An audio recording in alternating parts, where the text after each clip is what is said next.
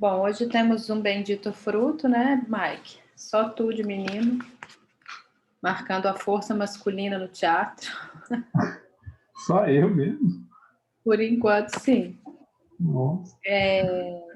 Eu vou ver como que eu vou coordenar essa questão das aulas teóricas online, né? Eu vou finalizar, esse final de semana foi um pouco corrido para mim, mas eu vou finalizar a parte textual para vocês, que eu dei uma compilada em materiais que eu já usava em outros cursos que eu ministrava, mas eu peguei mais o foco para o teatro grego.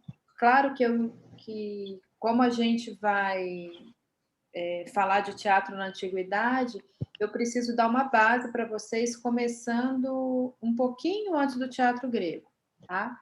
Então, na parte textual para vocês, vocês vão perceber que vão ter coisas antes do teatro grego, mas é só para que a gente entenda de onde veio a ideia de se formatar, né? O porquê existir teatro no mundo, tá bom? Eu vou só pedir uma licencinha para vocês, que eu vou acender minha luz de iluminação facial. Espera aí. Vou acender a minha cozinha.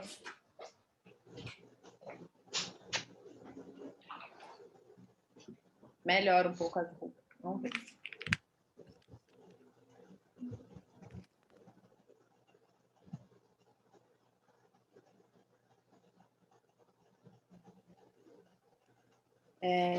Antes de iniciar a questão da parte teórica, né, do teatro, eu gostaria de aqui presencialmente, né, entre aspas, essa palavra, parabenizar a Gabi pelas 2 apresentações que ela fez nessa última semana. Foi interessante porque eu já conhecia o espetáculo, né, eu já conhecia a performance, e eu assisti de uma maneira diferente, até comentei depois no privado com a Gabi sobre isso. E a impressão que a gente tem, eu pelo menos, que já tinha assistido antes e assisti novamente, é um pouco do que a gente comentou na semana passada. O como que o nosso bem-estar, ou o nosso próprio organismo, né, nossos pensamentos, interferem na reação do ator ao encenar. Claro que nos 2 momentos em que eu estive assistindo o espetáculo Quero Ser Branca, o recado foi passado em ambos. Mas eu senti que neste momento agora, que a gente está no meio da pandemia, né? E espero que do meio para o fim, porque a gente passou por uma quarentena de aproximadamente 10 meses e não acaba essa quarentena, né? E que a gente esperava que fossem 40 dias, aparentemente vão ser 40 anos, né? 40 anos, não, desculpa, 40 meses. Mas a consciência das pessoas não mudou. E ao perceber a Gabi interpretando da primeira vez que eu a vi, e a semana passada, quando eu assisti, o que me moveu foi assim, o que me tocou mais foi perceber o quanto que a pandemia afetou a atriz, o quanto que isso pode influenciar positivamente para o tema que ela estava abordando, né? Porque um sentimento que a gente tem de angústia, não só pela situação que ela demonstra ali, o que ela está tentando passar para nós, a história que foi baseada para que aquela performance acontecesse, mas não só isso, o como que estava a Gabi naquele momento, né? O que estava afetando a Gabi, não só naquela temática, mas em toda a vida da Gabi. E eu percebi diferença, Gabi. Foi muito bom das duas, mas agora, com essa influência da pandemia, eu senti que o peso parecia maior, sabe? Parecia que a carga de responsabilidade sobre você como personagem aumentou. E é uma dor maior, né? É uma dor de saber que essa pessoa não está sofrendo hoje só um preconceito. Com certeza ela deve estar, assim, numa limitação, numa estagnação tão gigantesca por conta dessa pandemia, que a cor da pele está influenciando, inclusive, nisso, né? Como são tratadas as pessoas negras quando chegam a um hospital, por exemplo? Então, são coisas para a gente parar para pensar e refletir mesmo, não só a cor, mas toda uma situação em que essas pessoas estão sendo envolvidas, todas as situações em que essas pessoas sofrem rasteira da vida desde sempre. Então, parabéns mais uma vez. E eu gostaria que alguns de vocês, ou se todos quiserem, todas as pessoas que puderam assistir, que comentasse um pouquinho e falasse para a Gabi oralmente, né? O que naquele dia a gente não consegue falar, por ser um vídeo exposto gravado, é complicado a gente só colocar lá no texto. Claro, dá vontade que dá é de sair correndo e saber onde que está a Gabi para a gente abraçar ela. Mas eu queria que vocês comentassem, eu queria ouvir um pouquinho do que vocês têm para falar para ela e ouvir da Gabi também, se ela quiser.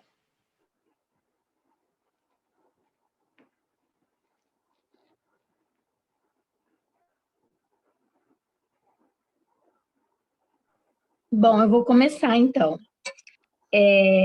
Bom, primeiro, eu já queria dizer que a Gabi foi uma pessoa que eu nunca conversei com ela, mas eu super me conectei com o jeito dela conversar, tá sempre sorrindo, então eu super me conectei com ela. E em relação à apresentação, também gostaria de parabenizar e assim dizer que foi muito, muito emocionante para mim, assim, me emocionou bastante, porque principalmente a gente que é negro, né? A gente sabe o que a gente passa, e a gente vê realmente, a gente enxerga. Às vezes as pessoas, claro que eu não vou generalizar e nem ser extremista, mas a gente vê, eu já passei por situações que eu falei, gente, não é possível um negócio desse, né? Tá na cara que a pessoa tá me discriminando. E uma parte que mais me emocionou foi a hora que você usa o cabelo para esfregar o corpo, simbolizando ali a puxa, né? E esse foi um dos maiores preconceitos que eu já vivi na minha vida, tanto que me criou um trauma muito grande. Eu já sofri muito com complexo de inferioridade. E essa parte, assim, e a forma como você se expressou foi assim, para mim, me tocou muito, muito mesmo. E parabéns, eu não tenho nem mais palavras, foi maravilhoso, não só para gente que somos negros, mas eu acredito que para todo mundo que assistiu, foi algo que realmente foi tocante, você realmente conseguiu expressar. Parabéns.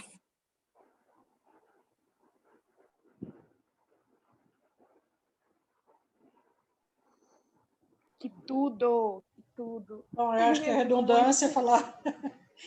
Foi ótimo, foi perfeito, foi tenso. Eu me emocionei muito aqui. Eu acho que ela passou até demais tudo que ela queria. Eu fiquei várias vezes emocionada e adorei.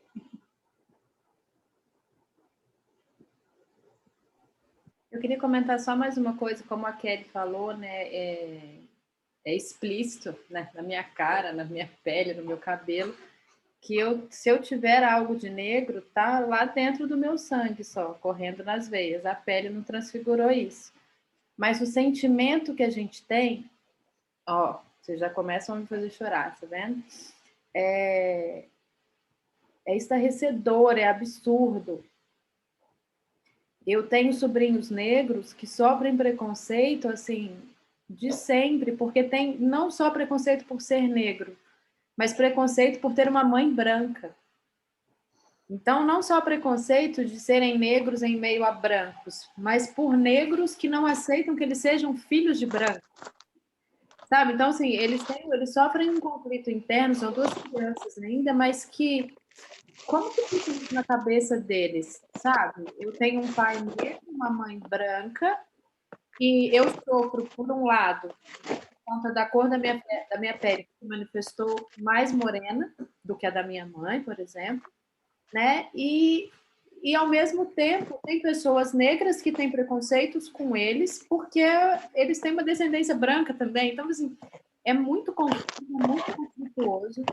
Eu não sei dinamizar, eu não sei dimensionar o quanto que isso é para vocês, né?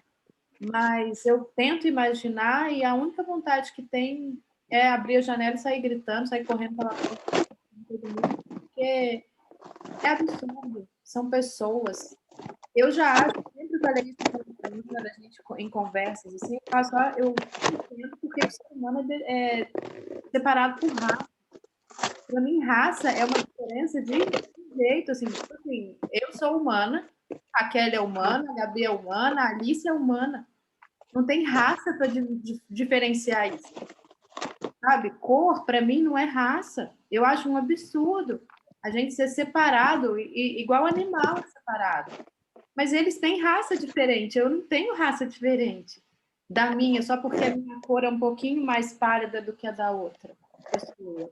Então, assim, o mundo está numa situação em que a gente sofre preconceitos por diversos setores, diversos momentos da nossa vida. Olha, eu já sofri preconceito porque eu era branca. Eu já sofri preconceito porque eu sou magra. Eu já sofri preconceito porque eu sou de teatro. Eu já sofri preconceito porque eu sou mineira. O que você está fazendo aqui, sei lá, de Minas? Então, assim, sabe, aonde estão essas pessoas? Onde elas acham que elas estão para elas poderem se colocar num patamar de julgamento e poder influenciar alguém ou poder falar para alguém, olha, sai daqui porque eu não consigo com pessoas. Eu não consigo conceber isso, eu não sei se eu chego a ser inocente ou boba nesse sentido. Um dia estava conversando com uma pessoa conhecida, eu falei, eu acho que eu sou boa e boba ao mesmo tempo, porque não entra no meu coração, não entra no meu pensamento, não consigo conceber ainda alguém que tenha preconceito simplesmente por conta de um critério, por conta de até mesmo de uma forma de pensar. Né? Assim, eu já comentei isso, eu acho que a Kelly vai lembrar mais, talvez, do que as outras meninas, porque a gente conversa bastante. E eu já sofri preconceito de pessoas cristãs, eu sou do meio cristão também, pessoas cristãs me perguntarem assim, o que você faz para nós cristãos? Eu falo a mesma coisa que eu faço para o outro que não é cristão. Né? Porque o Jesus que eu conheço, ele queria estar no lugar onde as pessoas não o conheciam, para que elas passassem a conhecê-lo. Então, se a gente parar para pensar, a gente vive num meio onde a gente é flechado de vários de vários lugares, em várias direções. Josi, rapidinho. Tem alguém com o áudio aberto, gente. Tá atrapalhando um pouquinho o que a Josi está falando. Acho que fecharam já. Será? Eu não sei. Eu não sei, porque às vezes eu ouço, mas pode ser que seja aqui, porque como eu tenho os dois ali dentro, eu não sei se eu posso confundir o som. Desculpa. Mas se parou, não era nenhum dos dois. Mas, assim, a gente parar para pensar nisso, sabe? Eu estou aqui fazendo teatro e eu quero fazer teatro para quê? Eu faço teatro para quê? E não para quem? Sabe? Eu não quero mostrar alguma coisa simplesmente por mostrar. Vamos deixar uma marca. Eu sempre penso nisso, eu preciso deixar a minha marca aqui. Mas não é por me achar, falar, nossa, a outra querendo deixar o legado. Não. É porque às vezes isso vai ajudar outras pessoas que vierem depois a não tomarem tanta rasteira, a não levarem tanto soco no boca do estômago, sabe? Então, Gabi, mais uma vez, cara, muito, muito obrigada por Quero Ser Branca. Eu quero ser branca também. Posso falar alguma coisa, gente, sobre a performance? É a Amanda que está falando aqui. Boa noite, gente. Oi para todo mundo. Eu assisti a performance. Vou confessar que foi o primeiro teatro online que eu assisti. Meu Deus, foi o primeiro. E eu me surpreendi muito. Assim, não conheço a Gabi, nunca havia visto ela. E eu me surpreendi com a performance. Por quê? Vem somar a todo esse movimento de resistência que a gente tem visto, né, ultimamente, das pessoas negras, pretas, virem à tona, falarem, enfim, estarem na mídia, como a gente nunca tinha visto antes, porque eles estavam na mídia, sim, só que sempre numa situação de subjugação, sempre numa situação, por exemplo, em novelas, tá reprisando aquela novela Laços de Família na TV, eu fico assim, gente, não acredito que faz tão pouco tempo, e tipo assim, se a gente vê os personagens negros, todos são empregadas domésticas, todas sofrem, a maioria sofre abuso sexual mesmo, tipo, tem uma... cantadas dos patrões e tipo isso passando no horário nobre como se fosse normal e sexualizando aquele corpo como se isso fosse natural e fizesse parte da nossa sociedade e realmente faz. Eu tenho um caso que me lembrei muito assistindo a performance, que foi uma coisa que me doeu assim no meu íntimo. Eu tenho uma sobrinha negra e ela ganhou uma Baby Alive no Natal passado. Sabe Baby Alive, uma bonequinha famosa. E a bonequinha branca, de olhos azuis. Aí, tipo assim, ela assim, bem feliz com aquela bonequinha e tal. Eu olhei pra bonequinha e falei assim, nossa, não tinha bonequinha negra? Aí ela falou assim, por que negra? Aí eu falei assim, ai, não sei, assim, da sua cor. Aí ela falou, mas eu não sou negra, eu sou branquinha. Aí aquilo me chamou muito a atenção, porque eu falei assim, meu Deus... Não, aí eu falei assim, não, você não é branquinha, você é negra. Aí ela virou para a mãe dela e falou assim, mamãe, eu não sou branquinha? Aí a mãe dela falou assim, sim, filha, você é branquinha. Aí eu fiquei assim, chocada, tipo, existe algo errado de você ser negro entre as próprias pessoas negras, sabe? Eu não tô julgando a mãe. Não é uma questão de julgar a mãe, é uma questão de pensar que isso é uma construção social, sabe? Ser negro é ruim e é como se fosse um xingamento para aquela menininha. E aquilo eu fiquei chocada, porque ela vai crescer não gostando da própria cor, e um dia ela vai descobrir que sim, ela é negra, sabe?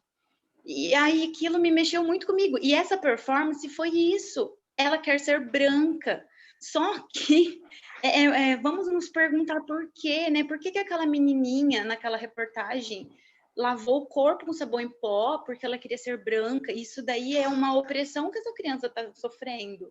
E eu concordo com a Josi, né? O teatro, ele tem um poder, a arte, ela tem um poder de mudar isso.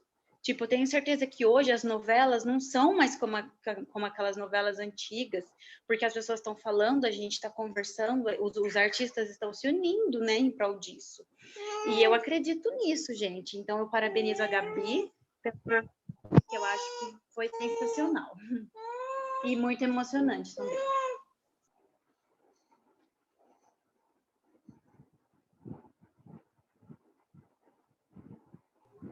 Pode falar? Eu vi uma pessoa abrindo o microfone ali. Primeiramente, como todo mundo, parabéns a Gabi. Eu conheço ela faz uns 2 anos já. A gente fez o curso do teatro junto. Ela é uma pessoa incrível, como ela sempre diz, incrível. Se vocês ouvirem ela falando incrível, é normal dela. É tipo espontâneo, incrível e show. Todo show é incrível. É maravilhoso, mas parabéns de verdade, eu adorei. Tava assistindo e do nada ela faz isso aqui com a louca.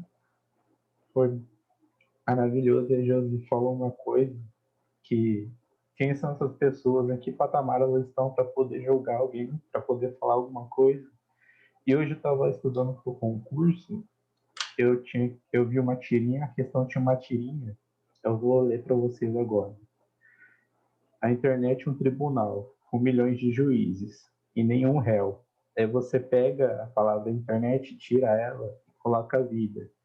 Daí fica a vida é um tribunal, com milhões de juízes, e nenhum réu. E fica aí a questão para a gente pensar. Nada ajuda não. Parabéns, David.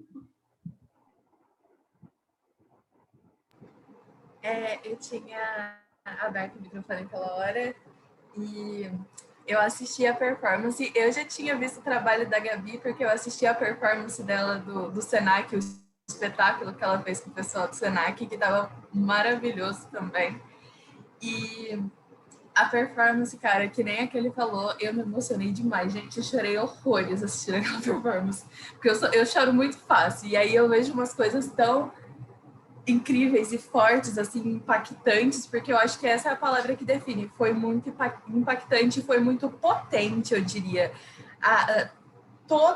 Durante todo o percurso, assim, não tinha uma palavra que ela dita, mas a cada minuto que passava, a cena ia ficando mais potente. Você via o corpo dela falar, você via a expressão dela falar. Então, tipo assim, eu assistindo, não tem, eu acho, texto algum que ela podia ter dito que desse tamanha potência quanto ela deu com o corpo, com a expressão, com a forma que ela fez tudo. Foi um trabalho, assim, muito, muito, muito bonito de ver.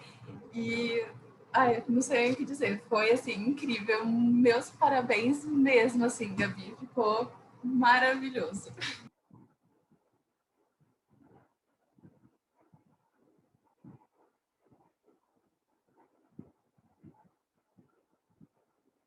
Oi, gente, eu cheguei atrasado aqui. Estava resolvendo uma situação aí. E está comentando sobre a apresentação da Gabi. Eu gostei muito, porque também foi a primeira vez que eu vi uma apresentação teatral online. E eu não tenho, já no presencial eu já não tenho, que já no online, né? Então quando começou a cena assim, tá, eu fiquei naquela tipo, mas não vai ter outro personagem, não tem texto, não sei o quê. E na hora, assim, foi passando o tempo, eu fui entendendo o que era aquilo ali, o que estava representando e a associação com o nome, né, da peça. Mas uma coisa que eu achei muito interessante, detalhe assim para ressaltar, lógico, parabenizando, né? Mas o detalhe que eu achei muito interessante é que assim, a cadência das expressões que ela ia fazendo, tanto a questão de passar o sabão, das expressões faciais, tinha uma cadência, ele tinha alguns segundos que a Gabi ficava naquela posição parada e mostrando para a câmera aquela expressão. E quando eu puxo na memória e lembro da apresentação inteira, na hora a cadência me incomodou, mas me incomodou, mas me fazia sentir cada vez mais. Então o incômodo ele era porque realmente era para causar incômodo, pelo que parecia. Mas quando eu puxo na memória, essa cadência ajuda eu a lembrar certinho de como foi a progressão e na memória passa mais rápido, sabe? Então, tipo, eu lembro das expressões faciais que ela fez na hora e acho que o sentimento que queria representar muito claramente na memória agora, muito assim, sabe? Eu nunca, tipo, eu vejo um filme e eu esqueço das cenas, não lembro das coisas, mas essa sim fica. Foi um detalhe que eu achei muito massa, assim, que eu, fiquei impressionado mesmo, velho. Parabéns, de verdade.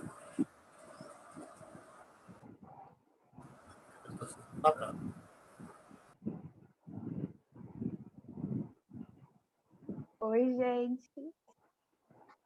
Vou falar agora. Espero que vocês estejam incríveis, porque eu estou incrível depois de tanto comentário maravilhoso, fantástico, show de bola. Eu não esperava, assim, que tivesse atingido vocês de formas tão plural, né? É um trabalho muito verdadeiro, porque o meu corpo fala em cena, conta a minha história e de tantas outras crianças. Uma coisa que eu acabei anotando, que a Josi falou, que me tocou muito agora, me atingiu assim, foi o você faz teatro para quê? Porque quando a gente desenvolveu essa performance, né, na verdade ela foi escrita por outra pessoa, que me convidou a performar e eu aceitei, e eu já apresentei ela algumas vezes já, e quando veio essa da gente se inscrever no projeto para apresentar de novo, por dentro eu ficava assim, gente, mas de novo eu vou estar falando de racismo, de novo as pessoas vão falar, nossa, lá vem a atriz que só fala de racismo. Porque as outras coisas que eu apresentei também tem essa estrutura. E aí eu comecei a ficar saturada, mas... E em outras áreas da minha vida também, né? No caso, eu sou advogada, não parece, mas eu também sou. E aí eu levo essas questões para a advocacia. E já teve gente que chegou em mim e falou assim, Gabriela, você precisa dar uma segurada nos seus posicionamentos. Não dá para você ficar se posicionando de forma, né, tão explícita toda hora, porque não dá para misturar as coisas. E às vezes eu fico muito incomodada. Eu fico, será que eu estou me expondo demais? Será que eu estou falando e isso pode me atingir de alguma outra forma? Só que é exatamente isso. Eu faço teatro para quê?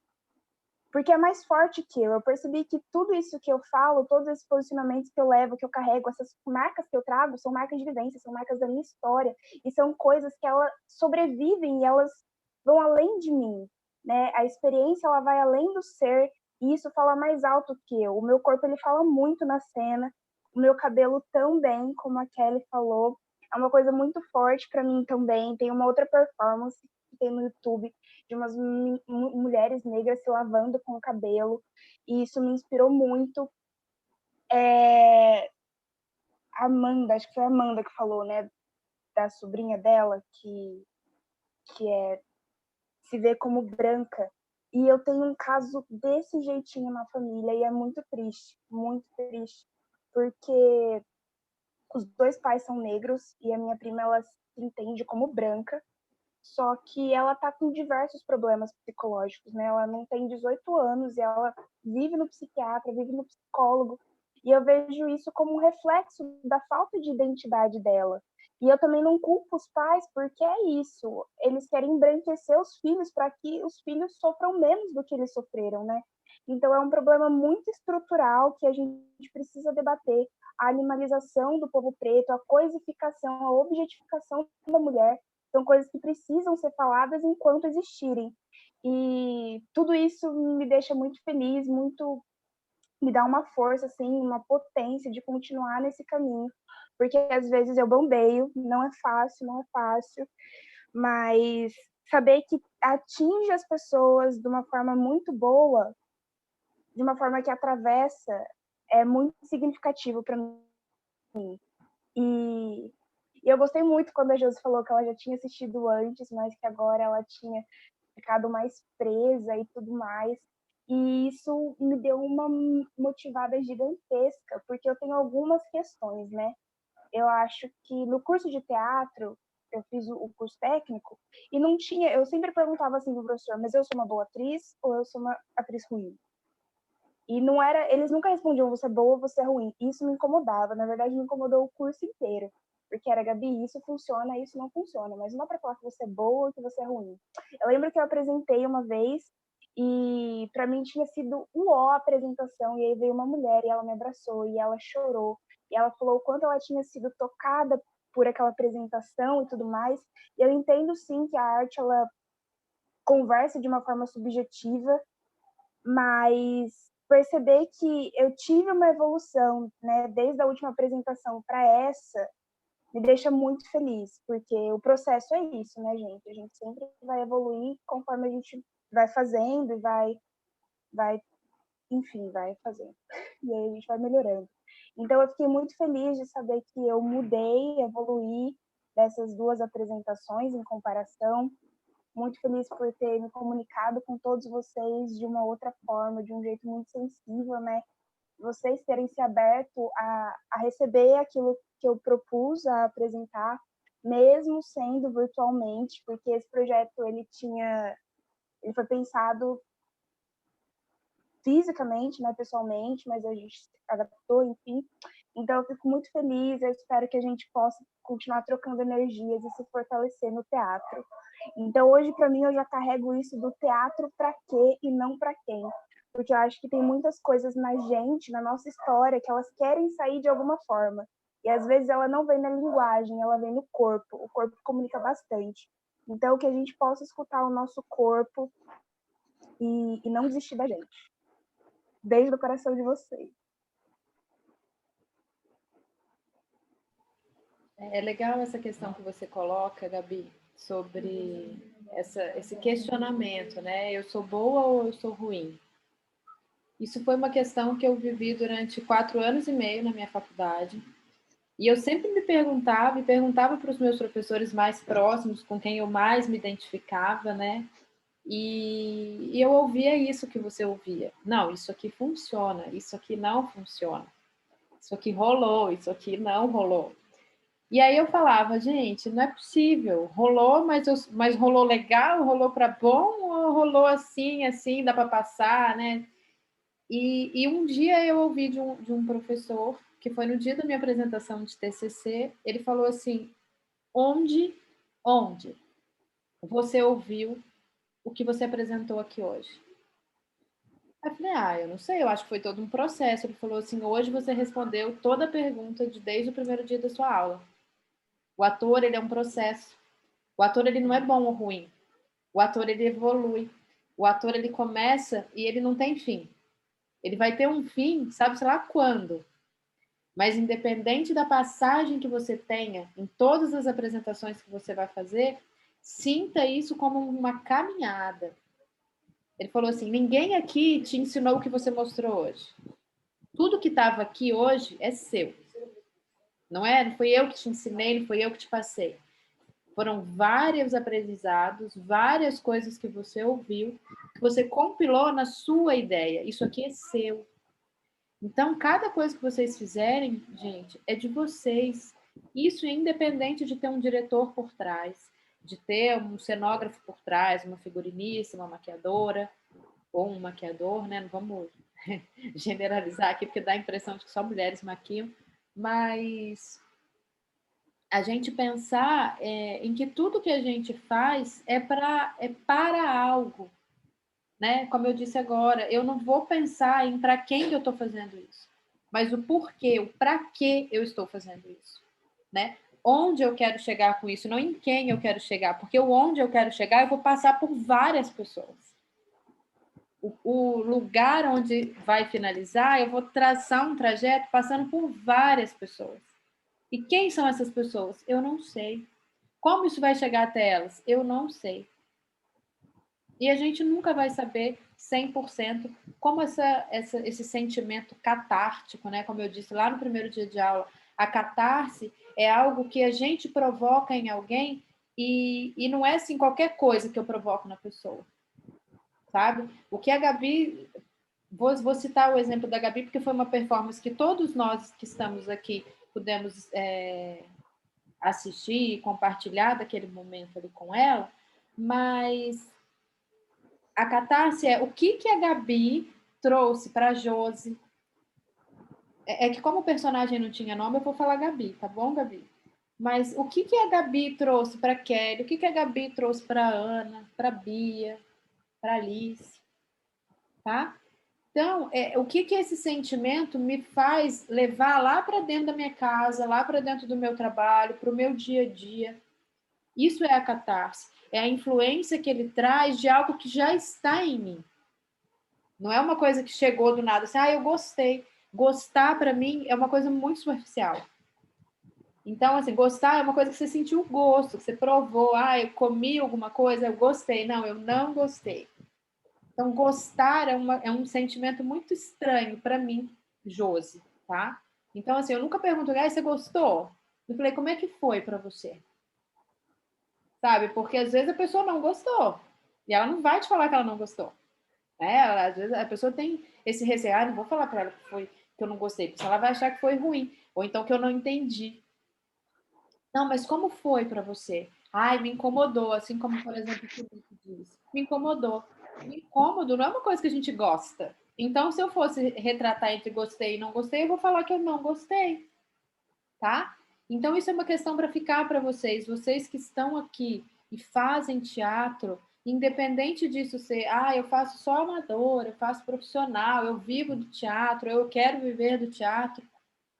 Gente, façam para quê? Para atingir algo. É um alvo que a gente tem que atingir e não uma pessoa. A gente vai traçar um trajeto e esse trajeto, por mais que ele tenha início, meio e fim, cada parte dessa é fundamental. Se eu peguei alguém só no início, vai tocar de alguma forma. Se eu peguei alguém só no meio, vai tocar de alguma forma. E se eu peguei alguém só no fim, vai tocar de alguma forma.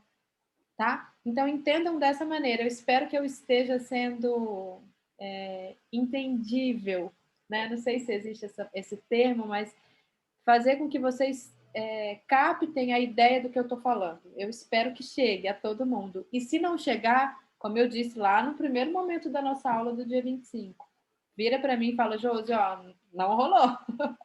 Não chegou aqui, me explica de novo e a gente vai tentar atingir a todos vocês de maneira igual, tá?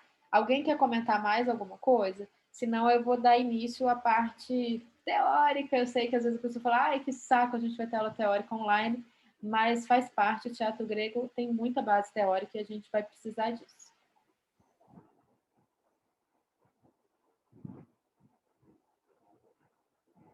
Eu vou falar pouquinho, então, para não te atrapalhar. Mas que, tipo, meio que todo mundo falou. E uma coisa que a Josi sempre me tocou, que uma vez a Josi falou e me tocou muito, foi que mesmo que você fizesse uma apresentação para 100 pessoas, se você tocasse uma pessoa, já estava bom. Você já tinha feito a sua função no mundo naquele espetáculo.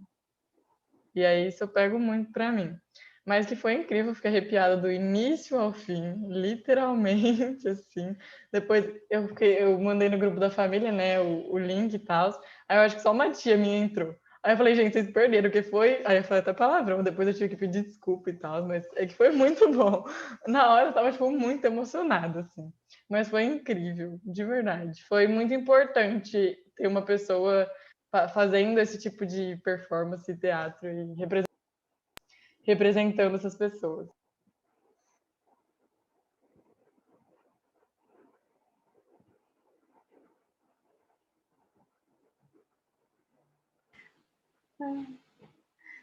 A Gabi se expressa até quando ela está só com a foto dela ali, né? Impressionante. Bom, então, como eu disse a vocês, a gente vai falar de teatro grego. Eu queria perguntar para vocês, antes de eu entrar com a parte teórica em si mesmo, que é bastante coisa, não é pouca não. Mas antes de eu falar para vocês, assim, conhecimento teórico, tá? Eu sei que muitas das coisas que eu vou falar, muitos de vocês já ouviram, né? Porque alguns de vocês já estudaram teatro, mas às vezes fica um arzinho, assim, lá atrás, assim, que não chegou direito, mas aqui a gente vai fazer chegar. E eu queria saber de vocês, assim, o que é para vocês teatro grego? O que é o teatro grego?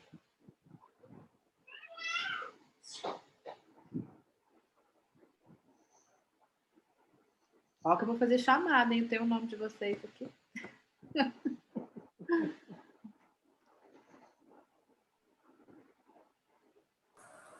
Eu não sei, eu vou arriscar. Eu acho que é o começo do teatro, não histórico. Ah, você acha, então, que o princípio do teatro foi na Grécia? É isso, né? Isso que o Felipe está falando é interessante, porque quando a gente vai estudar na escola mesmo, tá? Parece que tudo vem da Grécia, vocês já repararam? A linguagem vem da Grécia, a letra vem da Grécia, a matemática vem da Grécia, a ciência vem da Grécia, os filósofos vêm da Grécia. Então parece que a Grécia era, nossa, eu queria ter nascido grega, né? Não precisava fazer mais nada na vida, eu já nasci pronta, eu sou grega.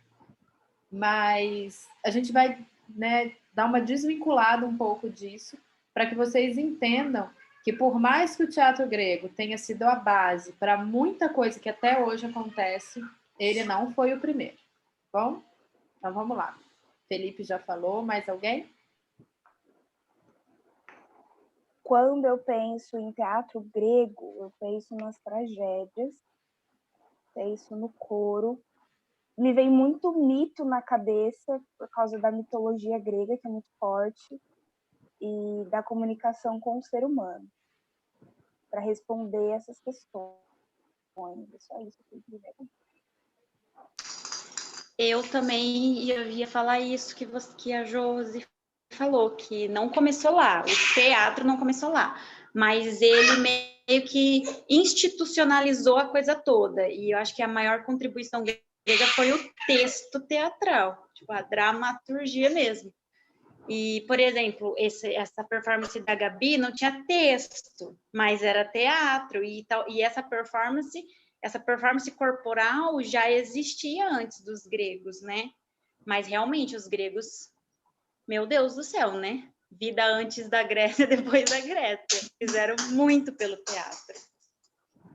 Essa questão que a Amanda coloca, de, por exemplo, a performance da Gabi não tinha um texto. Ela tinha um texto, ela só não tinha um texto oral, né? Com certeza a Gabi teve toda uma história que a Denise escreveu para que ela chegasse aonde ela chegou, né? Eu entendo o que a Amanda falou, no sentido de texto falado, né? A Gabi não precisou falar nada para demonstrar todo o texto que estava subentendido em cada pequena ação, cada pequena movimentação, cada pequena pausa que ela dava, né? Uma coisa que o Felipe comentou também, que aquele tempo, né, de mudança entre uma estrutura e outra, a filmagem inicial. Sabe que eu acho, Gabi, que a sua performance ganhou muito sendo online. Ganhou muito. Porque, às vezes, quando a gente está presencial, o nosso olhar de espectador se perde, né? Então, eu vou olhando para tudo que está acontecendo e, ao mesmo tempo, para o ator. Tem toda uma cenografia para eu observar e o ator. E quando eu olho para um olhar de uma câmera, né, de um diretor que está me direcionando onde eu devo olhar, eu acho que foi isso que me fez chamar mais atenção, me tocou um pouco mais, porque eu estava olhando o que... foi o Kaique que te dirigiu, né? O que o Kaique estava vendo naquele momento, e que com certeza uma pessoa que já sofreu tanto preconceito quanto ele também, sabia o que ele queria que as pessoas vissem, né? E que muitas vezes, quando presencialmente estamos, a gente não observa tão detalhadamente. Então, eu acho que ganhou muito sendo online. Mais alguém? Eu quero que fale mais pessoas. O que é o teatro grego para vocês? Quando fala de teatro grego, eu me lembro muito tanto dos mitos, que nem a Gabi falou, quanto dos ritos, né? Dos rituais a Dionísio, das grandes dionisíacas, que foi onde surgiu realmente essa figura do ator que está representando alguém, né? Que começou lá com um ator representando Dionísio. Então, falando de teatro grego, sempre me vem muito essa questão dos rituais.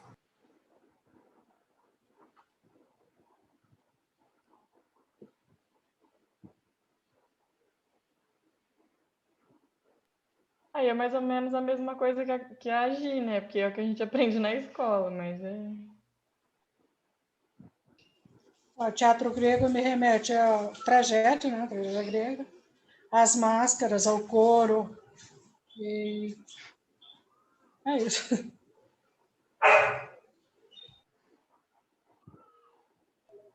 Teatro grego me remete também, como todo mundo já falou, os mitos, os ritos. Quando a gente falou do primeiro ator, eu lembrei quando o Heitor estava contando pra gente sobre o carinha em cima do morro representando Dionísio. Deu uma saudade agora. Me lembro de quando o Tato, acho que foi o Tato que falou pra gente, porque ele fala teatro, não é por causa do palco, não é por causa da arena, e sim das... aquelas ruínas antigas que tem na Grécia, sabe? Dos teatros antigos, são os assentos, é por causa daquilo, não lembro o nome. É parecido, mais ou menos.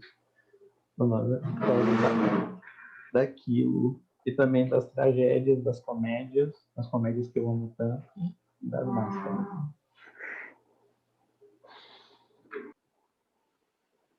Danilo tá quietinho, vocês estão percebendo, gente? Será que ele tá aí? Oi. Oi. Vocês estão me ouvindo? Estamos. Tá, tô aqui. Tô no escuro hoje. Hoje o dia foi puxado e eu tô aqui ouvindo. Deixa eu falar do teatro grego. Para mim, e eu vou explicar em que sentido seria isso, né? Eu sei que o teatro não surgiu ali, mas para mim ele é a origem do teatro que a gente tem hoje, principalmente no mundo ocidental. E em que sentido essa origem? Vou fazer um paralelo com a religião. As religiões ocidentais, as nossas religiões ocidentais aqui, a origem de todas elas é Jesus. Mas antes de Jesus existia religião, antes de Jesus já existia Deus, já tinha divindade, já tinha tudo isso. Mas ele marca a origem de todas essas religiões. Então, eu acho que é da mesma forma o teatro grego para o teatro que a gente tem hoje. A origem vem daí. Eu vejo nesse sentido.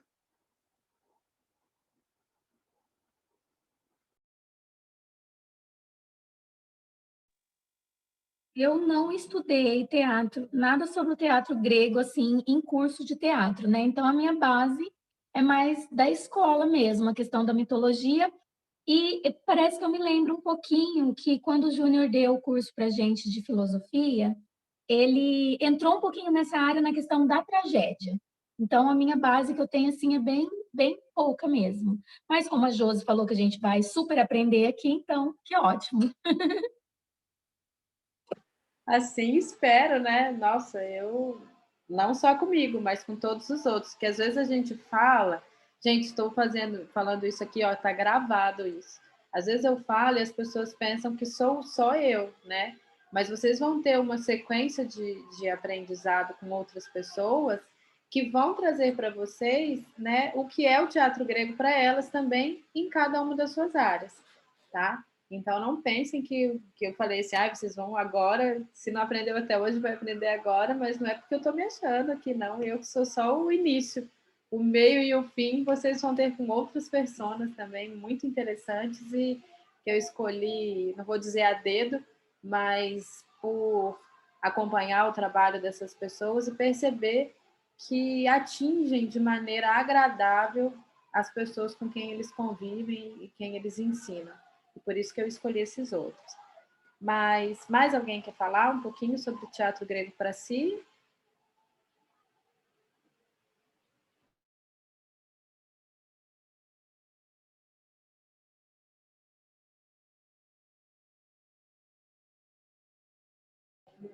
Não?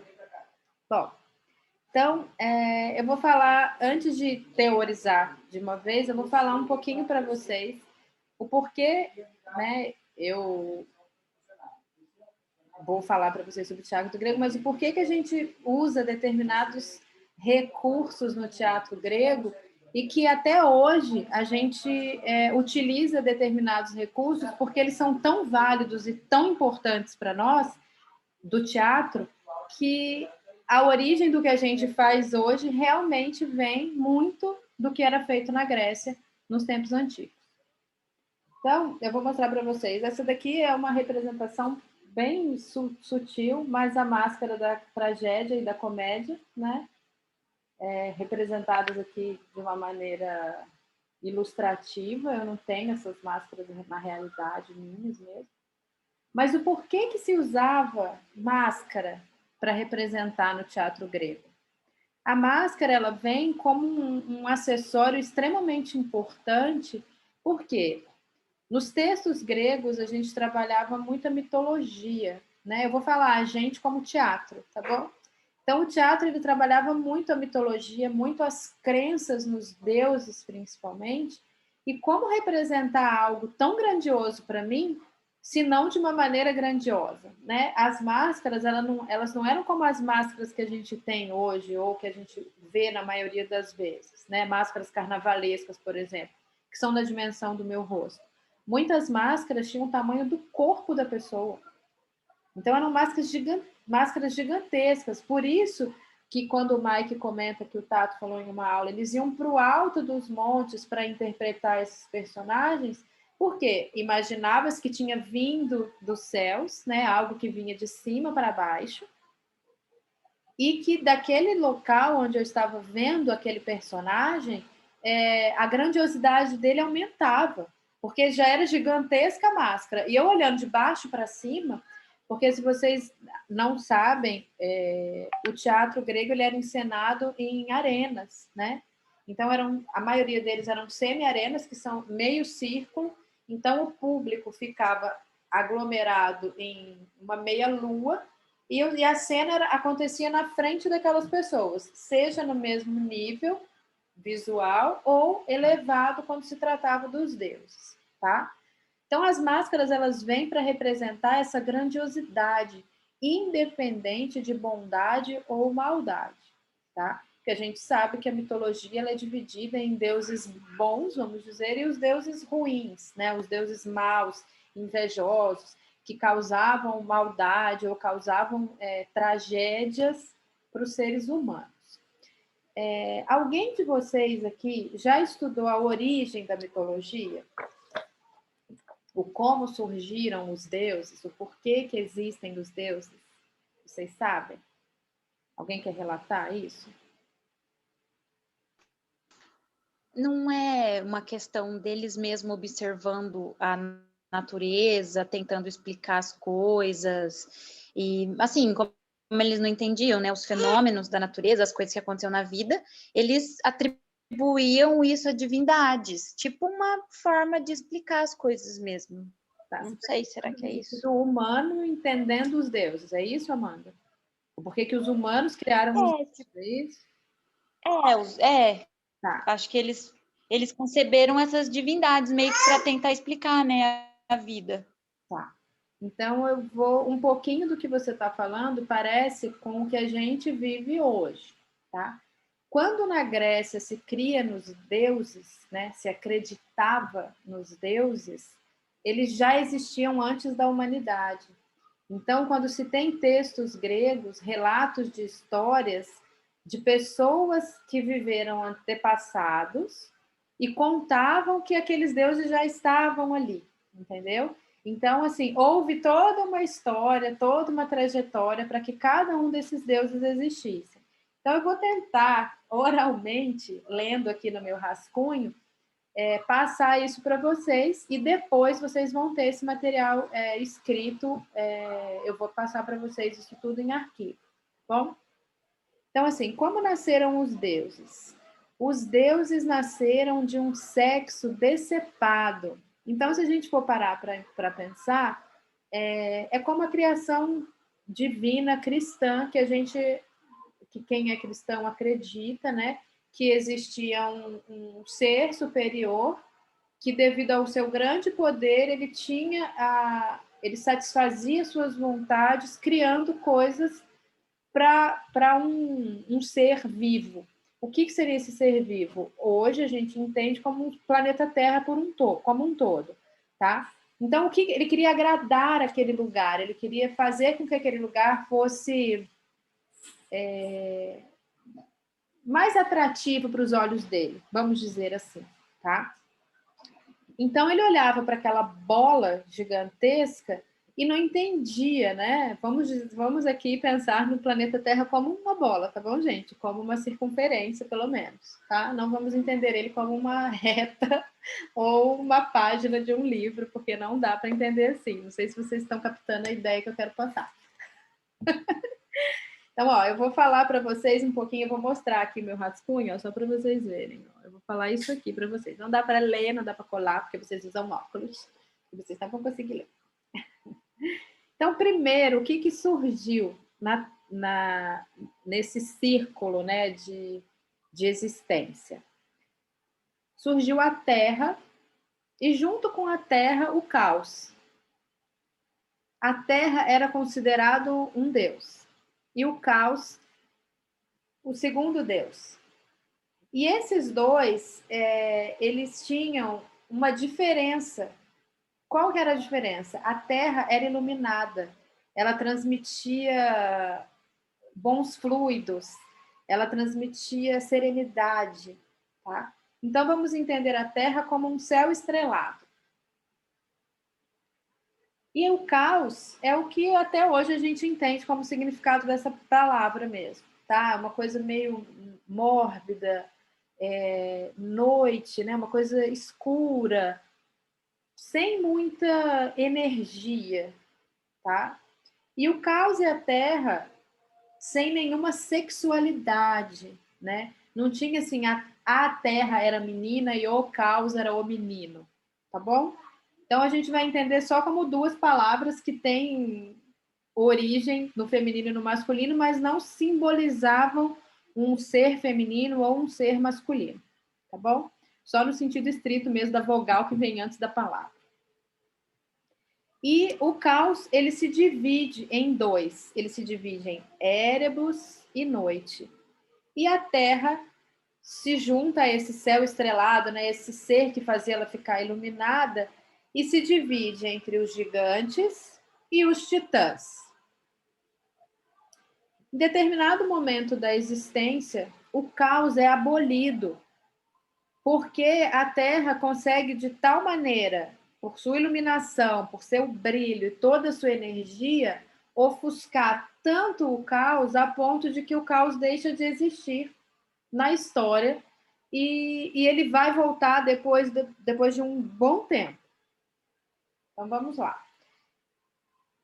Então, da Terra mais o céu estrelado, temos os gigantes e os titãs. Alguém já ouviu falar nos titãs, sem ser a banda de rock nacional?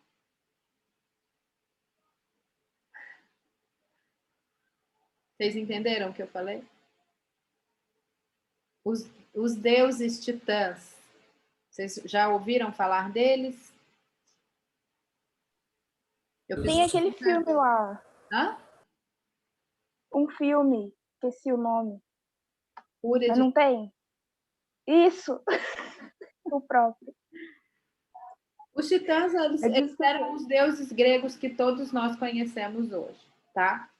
E dos titãs surge com esse poder, com um altruísmo tão gigantesco, né, vamos dizer que seria até esse humano que hoje subjuga a questão que você aborda no seu espetáculo, Gabi, mas é um ser tão altruísta e tão memorável e tão gigantesco na sua forma de achar, que ele se sobrepõe a todos os outros, chegando ao ponto de decepar o próprio pai, né, sexualmente, para que ele não tivesse mais filhos, porque ele não precisava mais de ter filhos, porque o Cronos chega para dominar tudo. E nisso, todas as meninas que estão aqui vão saber entender um pouco melhor do que os meninos, mas é daí que vem a expressão: o tempo é o dono de tudo. E, infelizmente, o tempo passa, né, gente? Para nós mulheres, então, isso é uma dor que vem nos corroendo desde a Grécia, então, para vocês saberem. Bom, então, tudo vem da Grécia, inclusive essa questão. E o que acontece quando Cronos faz isso? Ele vira o próprio dominador, né? Ele vira o próprio centro das atenções. Tudo o que o tempo, né? O que o Cronos, que esse é o significado da palavra Cronos grega, é tempo, tudo que o tempo quer acontece. E desse sangue, né? Desse acidente, dessa violência que o pai de Cronos sofre, acontece a separação.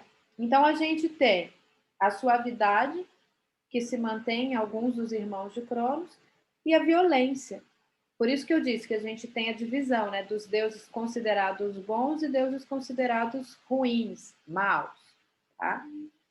Então, dessa divisão da violência e da suavidade, surgem as eríneas, que são consideradas as fúrias.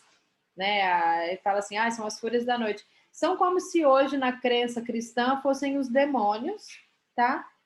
E a suavidade permite o surgimento de uma deusa única, né? A deusa que transmite todo o amor, todo o carisma, todo o processo de relacionamento, que é Afrodite. E aí, a partir desse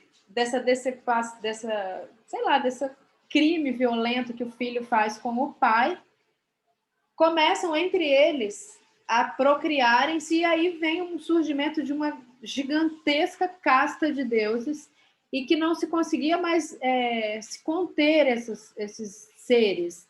Né? Eles vão surgindo de uma maneira tão devastadora que todo aquele lugar fica completo de personalidades. Né? Cada um deles vai realmente se multiplicar e de uma maneira muito rápida, muito evoluída, eu não sei como dimensionar isso, mas é de uma maneira quase que osmótica, cientificamente falando. Então, só de tocar um no outro já se surgia um outro ser, de tão violenta que era a velocidade dessa procriação que eles tinham. E aí a gente começa a ter umas divisões, né, na mitologia, na multiplicação desses deuses. A gente tem o conhecido Hades, né, que hoje a gente tem na versão cristã o inferno. Né? Então, o deus do inferno seria o Hades, que é um anticronos. Né? Ele vai contra o próprio irmão, assim como o irmão foi contra o pai. E, a partir disso, começam a surgir as eliminações. O que são essas eliminações? deuses que querem matar outros deuses.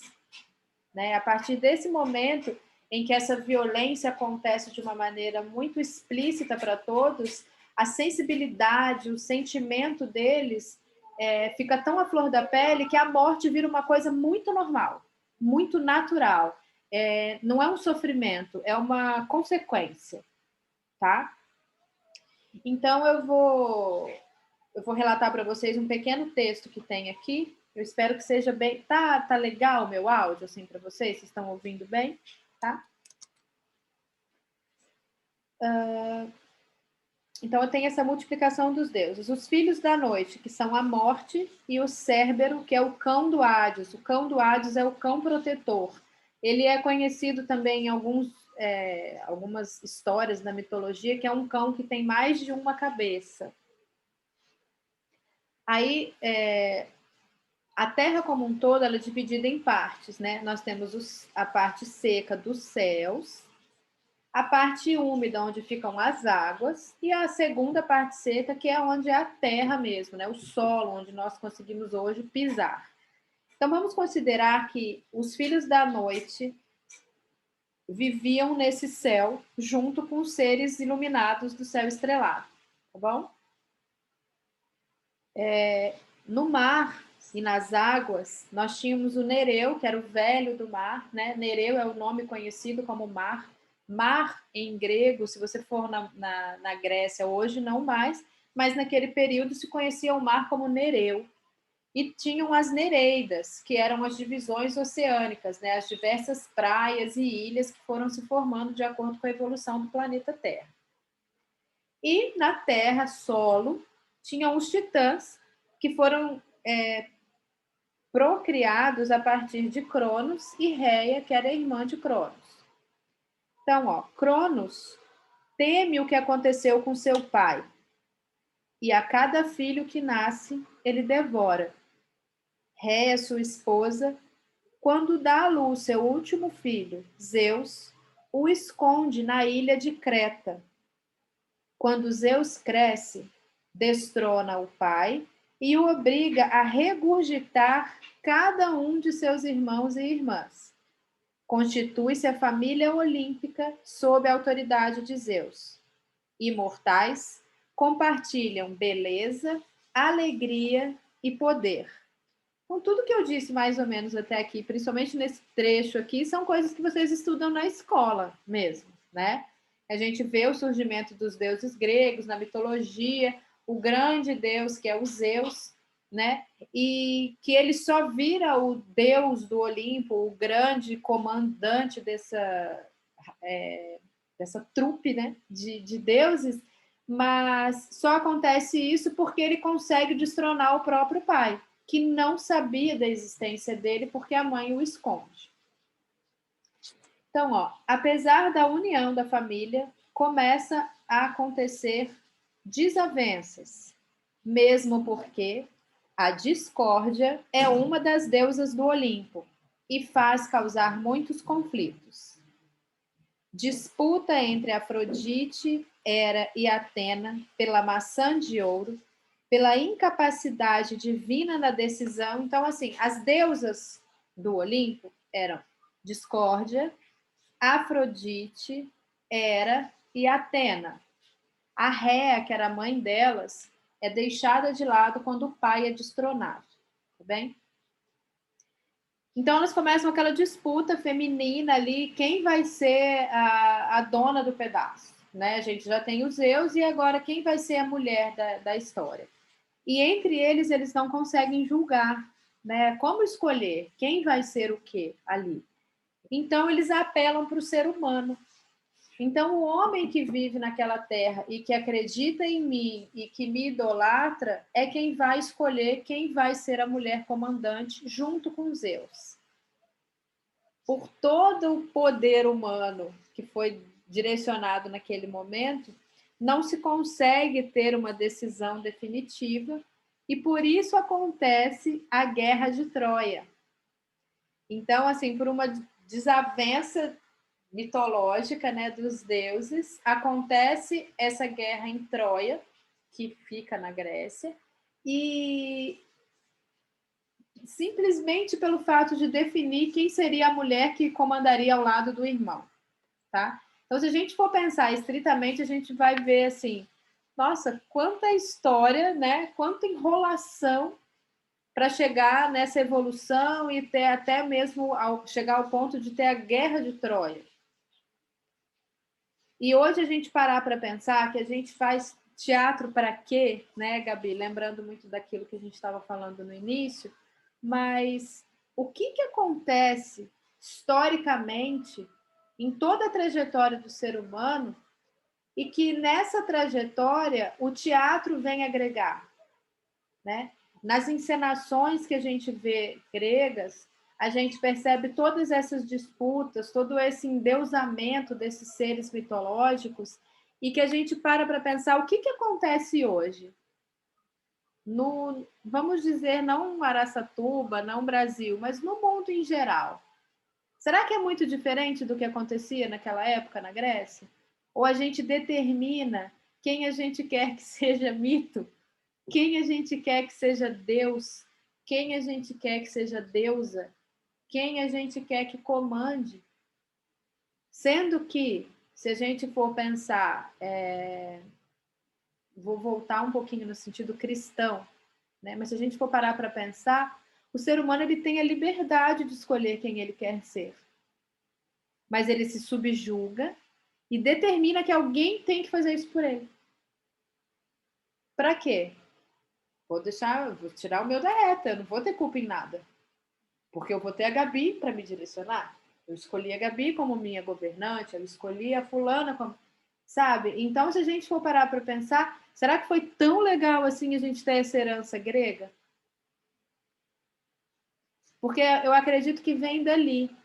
Porque quando vocês forem ter contato com textos de histórias primitivas, vocês vão perceber que o domínio pelo espaço era animalesco. Era assim, ó, não, você não vai usar o meu espaço, porque é meu. Eu decidi que isso aqui é meu. Não é você que vai chegar aqui e vai falar como que eu tenho que fazer as coisas. Isso pensando em homem primitivo, que a gente estuda desde sempre, que eles não tinham a consciência que a gente tem hoje. Então, se a gente parar para pensar que um cara que não tinha consciência consegue dominar o próprio espaço, e eu, que sou considerada uma pessoa consciente, peço para alguém fazer isso para mim, o que o teatro vem fazer nesse momento? Tá? Então, eu estou deixando algumas brechas aqui para que vocês depois a gente pare para pensar e no conjunto, lá no final, na hora da apresentação, a gente consiga demonstrar. Beleza? Então, por isso que eu falei, peguem papel e caneta, vá anotando aí tudo. Porque às vezes eu vou falar e vai parecer meio perdido, mas a história mitológica é um pouco assim, tá bom? Não é uma linha reta que tem início, meio e fim.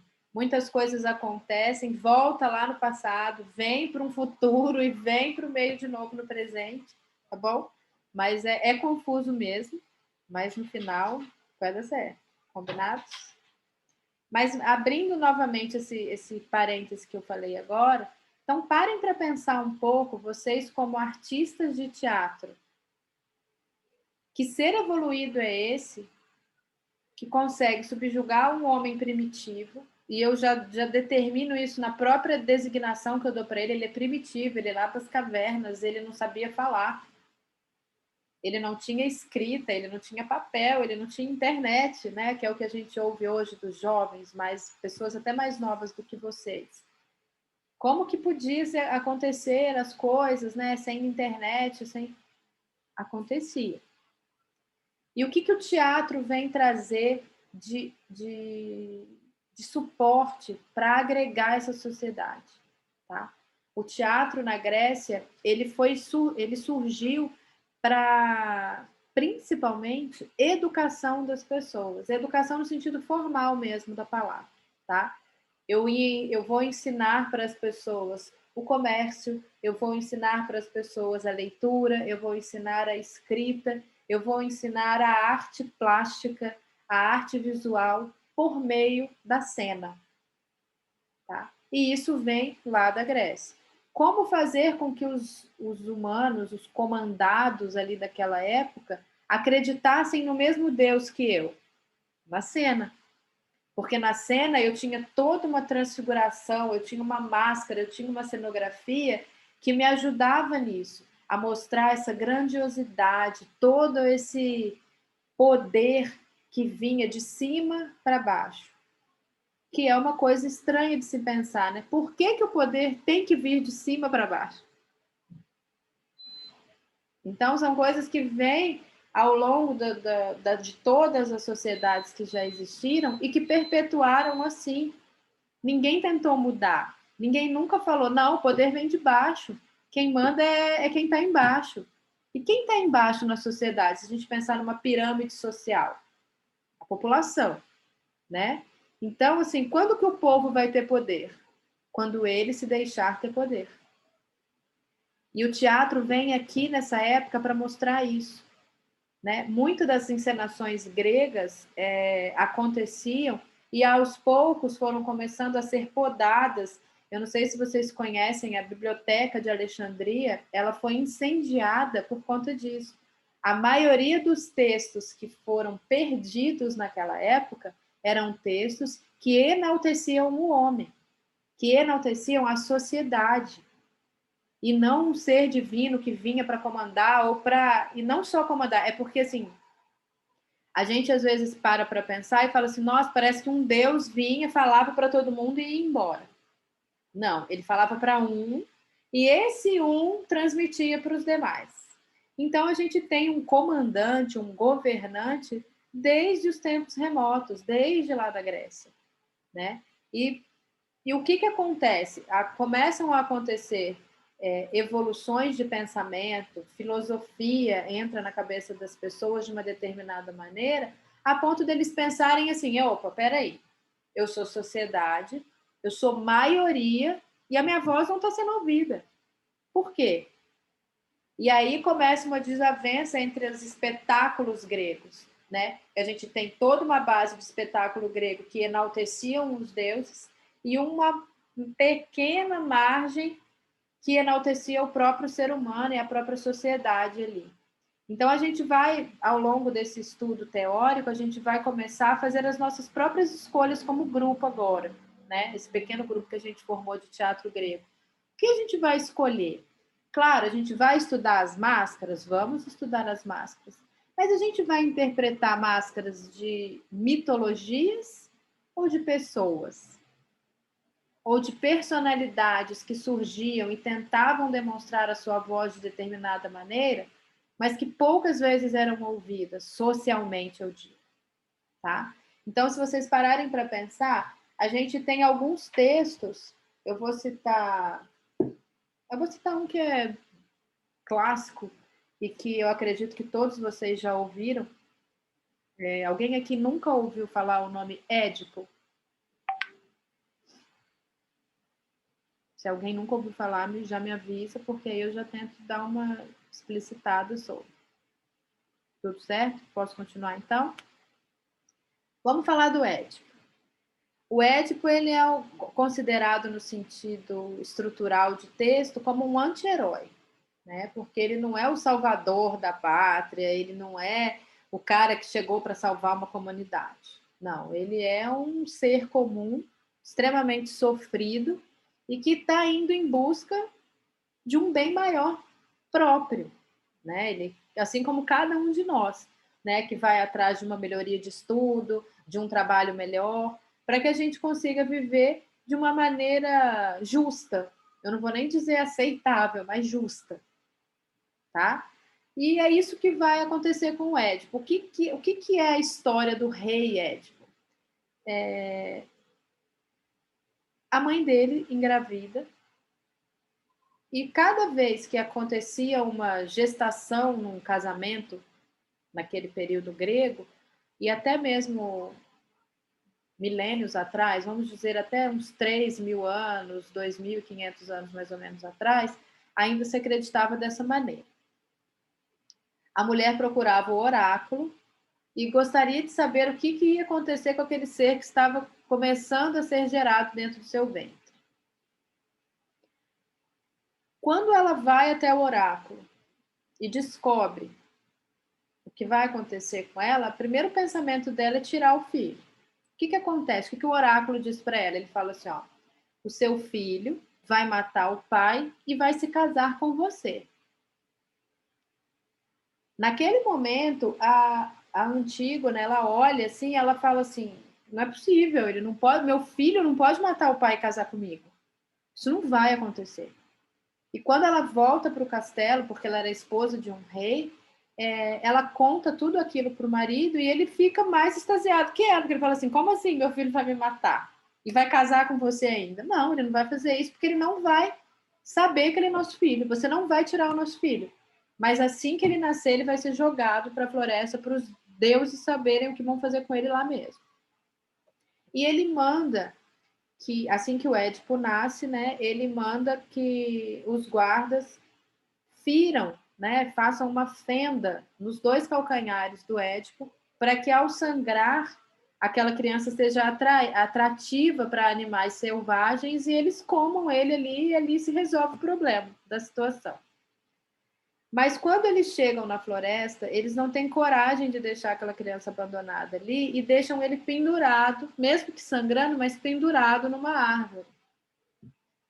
E uma família passa por aquela situação ali, vê aquele bebê machucado, tira ele daquele lugar e leva ele para casa para cuidar dos seus ferimentos e fazer com que ele, de alguma maneira, sobreviva. E isso acontece. Só que Édipo cresce acreditando que ele é filho daquele casal. E quando ele atinge uma determinada idade, ele vai até o oráculo procurar saber qual é o futuro dele. E o oráculo diz para ele, você vai matar o seu pai e se casar com a sua mãe. O que o Édipo faz? Foge de casa. Quando ele foge de casa, por isso que ele é considerado um anti-herói. Por que a história do Édipo é uma tragédia? Porque ele, fugindo da tragédia, vai em busca dela. Né? Ele tenta fugir de uma situação que ele acredita ser a real e, ao mesmo tempo, ele vai em busca da verdadeira trajetória da vida dele. Né? Porque, ao sair de casa, ele abandona 2 pessoas que simplesmente cuidaram dele. Eles nunca disseram para ele que não eram os pais. Né? Então, ele sai daquela situação ali achando que está resolvendo o problema e vai em busca de uma melhoria, de uma situação diferenciada da que ele ouviu do oráculo. Quando ele passa pela cidade, tem uma esfinge, né? A cidade está domada por uma... Ah, não, desculpa, eu acabei pulando um pedaço. Na trajetória dele até o seu destino, né, que seria a cidade de Creta, que é a cidade maior daquela região ali, como ele tem os pés machucados, né, a ferida dos calcanhares fez com que ele andasse uma determinada dificuldade e ele caminha com o auxílio de um cajado. E nesse caminho que ele vai fazer, ele é atropelado por uma carroça. E essa carroça se quebra por conta do atropelamento e a pessoa que estava dentro da carroça sai e começa a discutir com o Édipo. E ele, no furor da briga ali e tal, pega o cajado dele e bate o cajado com muita força na cabeça daquele senhor que acaba perdendo a vida. E por aquele caminho ali, aquele senhor fica e ele vai embora no caminho dele, tentando fugir do que o oráculo tinha dito para ele. E vai embora. Passada essa situação do acidente, ele chega diante de uma cidade onde tem uma esfinge que dominou toda a cidade com uma peste. Então, acontece muita doença, as pessoas estão morrendo, tanto pessoas novas quanto pessoas mais velhas, crianças, todo mundo endividado, a cidade não consegue prosperar, as plantações não vingam. E a esfinge fala para o Édipo que ele, caso ele adivinhe, né, Nossa, me fugiu agora a palavra. Ele vai dar... É como se fosse uma adivinhação, mas agora me fugiu a palavra estrita mesmo, a palavra que é utilizada para isso. Enigma. É como se fosse um enigma. Mas tem uma outra palavra, Amanda, mas obrigada. Pode ser enigma, fica melhor que adivinhação.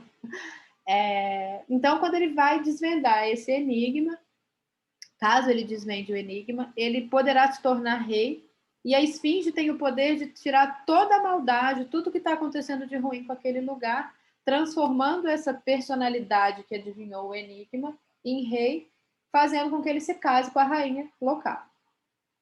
Tudo bem. Então, a esfinge determina o enigma para Édipo, ele adivinha o enigma, né?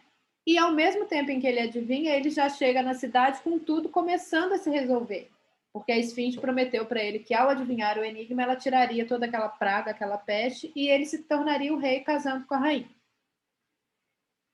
E isso acontece, ele se casa com a rainha, né? Ela, apesar da bigamia ali, porque ela já era casada antes, mas o rei tinha ido resolver outros problemas pelo caminho e não retornava nunca. Então a rainha acreditava que tudo isso fazia parte dessa maldade que estava acontecendo com a cidade. E vai passando o tempo, eles vão descobrir em toda aquela peripécia da história que a Antígona, que é a rainha do lugar, acaba se casando com Édipo, que era o seu filho abandonado na floresta há muitos anos, e que no caminho de vinda até essa solução do enigma da esfinge, Édipo havia matado o pai. Então, as tragédias gregas, elas relatam muitas coisas, às vezes, subliminarmente. E quantas vezes, em tropeços humanos, né, nós, socialmente, não fazemos as mesmas coisas?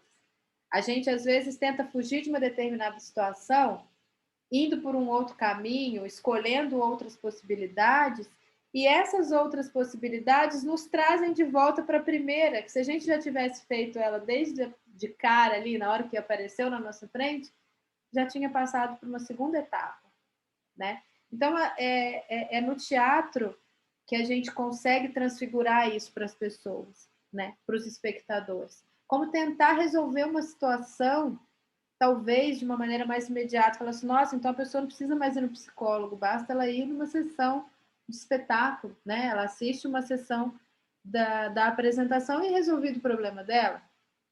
Isso, se caso o espetáculo tenha um toque a mais e atinja catarticamente aquele público, aquele espectador. Mas se a gente for parar para pensar, o teatro grego ele tinha essa função. Então, como mostrar para aquelas pessoas como viver socialmente? Então, muito do que a gente vai estudar no teatro grego vai afetar um pouco o que a gente pensa socialmente até hoje, tá? Então, assim, eu não vou pedir para que vocês deixem de acreditar no que vocês acreditam, deixem de pensar da maneira como vocês pensem, mas vamos começar a dar uma nova possibilidade, ou uma nova visão, uma nova versão para o nosso olhar, estudando essa questão grega, tá? Não pedindo para vocês, mais uma vez, eu reforço isso, que vocês deixem de fazer as coisas como vocês imaginam, como vocês pensam. Mas vamos parar para pensar aqui, enquanto a gente está estudando teatro grego, como atores, tá? Atores e atrizes que vão interpretar um papel. O que esse papel vai trazer socialmente hoje? Então, quando eu digo para vocês lá na semana passada, gente, comecem a pesquisar, dar uma lida em textos gregos, vejam o que mais não precisa ler o texto, não, tá? Peguem resumos mesmo. Hoje a gente tem a internet aí, que é um facilitador, e que traz muito bem escrito vários resumos legais de textos gregos, de textos atuais também, para que a gente tenha uma base do que vai se tratar no texto como um completo, tá? Mas tentem começar a pensar nesse sentido, assim, o que eu quero retratar com essa performance grega? A partir de qual história eu quero mostrar que até hoje isso acontece e que se a gente parar para pensar socialmente, muitas coisas podem ser diferentes. Inclusive a questão de preconceito, divisão de classes. Sabe, se a gente for parar para pensar, o preconceito e o respeito são duas coisas que andam paralelas, né? Porque não existe preconceito e respeito andar de mão dada. Mas que se um deles começa a sobrepor o outro, as coisas funcionam em sua totalidade. Vocês conseguem compreender que se o respeito hoje sobrepusesse o preconceito, as coisas seriam muito mais fáceis para o ser humano? A falta de respeito, ela leva a gente a todas as outras maldades que acontecem socialmente. Ao preconceito, a essa divisão de classe, essa sobreposição de pessoas, né? Que tudo gira em torno da própria palavra preconceito. não só no sentido da cor da pele, do tanto de dinheiro que seu pai ou sua mãe ganha, da onde você veio, de que origem você é, de qual país, de qual cidade. Então, assim, se a gente parar para pensar, esse desrespeito vem desde sempre. E muitos textos gregos, muitos filósofos gregos tentavam retratar isso, tentando fazer a ampliação do olhar daquela sociedade naquele período, e que infelizmente não se conseguiu. Poucos foram os que abriram os olhos, poucos foram os que enxergaram estritamente ao pé da letra. Então, eu vou tentar aqui nesse grupo com vocês mostrar a minha forma de pensar e, ao mesmo tempo, compartilhar com vocês. O compartilhar que eu digo é quando a gente tem essa conversa, quando a gente tem essa troca mesmo, e não sobrepor o meu pensamento, sobrepor para vocês que o que eu estou dizendo é a realidade suprema, tá? Então, eu vou colocar aqui para vocês as minhas opiniões, as minhas sugestões, as minhas ideias, mas todas elas, tanto minhas quanto de vocês, vão ser compartilhadas. Todas elas vão passar por um crivo geral. Todo mundo vai opinar, todo mundo vai falar um pouco, né? E vai acontecer a discórdia? Eu acredito que sim, mas eu espero que não seja uma discórdia de solução, sabe? Nossa, é muito discrepante o pensamento, vou sair, não existe, tal. Então, espero que a gente, além da discórdia, tenha a concordância, né? E paramos para pensar que esse viver em sociedade é difícil desde sempre. E o teatro está aqui para tentar mobilizar de uma maneira diferenciada essa forma de pensar do ser humano. E a base do teatro grego nos traz isso, porque é lá na base que provavelmente tem algum tropeço. E é a partir desse tropeço que a gente vai mostrar com a nossa performance no final do curso que não precisava de ter existido esse tropeço. Eu tenho um gosto muito grandioso por adaptações. E eu gosto muito de misturar histórias, porque eu acho que a vida nossa é assim, né? Ninguém vive uma vida pensada, eu nasci, eu quero fazer isso, isso, isso, isso, isso. Não vou conviver com tal, tal, tal, tal, tal. Não vou fazer tal, tal, tal, tal, tal. Não existe isso, né? A nossa vida ela é uma miscelânea de coisas. Ela é uma hora a gente acha que vai para determinado lugar e de repente vem uma peripécia da vida e faz com que a gente vá para outro. Vocês acham que desde que eu nasci eu imaginava que eu fosse morar nessa cidade quente, quente, quente, quente, quente. Mas o destino fez uma peripécia comigo lá atrás e me trouxe para cá. Por quê? Não sei. Quem sabe até já aconteceu o que eu tenho que fazer por aqui. Mas ainda estou aqui, então provavelmente tem coisas para acontecer. Tem vidas para se misturar. Tem pessoas para trocar olhar. É nessa essência que eu acredito no teatro que eu faço. No teatro que eu gosto de ver. No teatro que eu gosto de compartilhar. Tá? Espero que eu esteja me fazendo entender mais uma vez. Peço a vocês que qualquer coisa que eu disser e que não for entendida, por favor, relatem no chat, me manda mensagem. Aqui, durante o tempo da aula, eu não acesso meu celular, mas se vocês mandaram alguma coisa durante a aula, depois eu vou responder todo mundo. E se quiserem compartilhar aqui no chat para que todos vejam, legal também. Mas sempre, sempre me questionem, porque é disso que eu vivo, de responder os questionamentos que eu crio nos outros, tá bom? Então, eu vou deixar agora um tempinho para que vocês pensem nessa questão dessa base deusa, né, mitológica que a gente tem na Grécia, e vou falar um pouquinho mais sobre a questão teatral mesmo da Grécia. Depois vocês vão ter que ler isso tudo aqui, ó, sozinhos, aí vocês tiram as próprias conclusões e me perguntem qualquer coisa. Eu vou mostrar para vocês esse livro aqui, que ele é muito legal. Ele chama O Teatro no Mundo. Ó. E ele é um livro bem interativo. Eu queria tanto estar presencialmente com vocês, para vocês poderem tocar e vê-lo, de verdade. Ele é um pouco difícil de acesso, porque ele já é bem antigo. Mas ele vai falar sobre vários estilos de teatro que existem. Eu vou mostrar para vocês, eu vou tentar... É que eu não sei compartilhar a tela ainda, é uma coisa que eu vou aprender, tá? Calma aí, vou aprender. Quando eu aprender, eu vou baixar isso aqui na internet e compartilhar a tela com vocês. Mas eu vou tentar mostrar um pouco para vocês da arena teatral grega. Esse era o espaço teatral que se tinha na época. Dá para ver legal? Dá?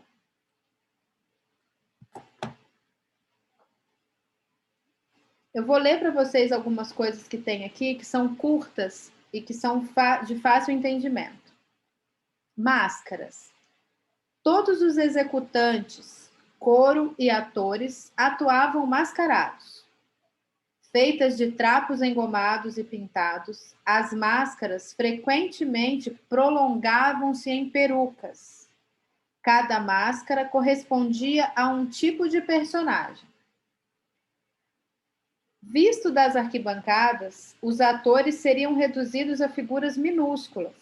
Então, eram ampliados com o auxílio de grandes máscaras e sapatos de sola alta. Olha aí, meninas, o sapato de salto surgiu na Grécia.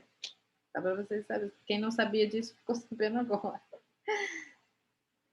Com seus hobbies acolchoados, pareciam gigantes. E como eu disse para vocês, como eles ficavam nos lugares mais altos, né, para que a visibilidade do público fosse melhor, pareciam-se ainda maiores.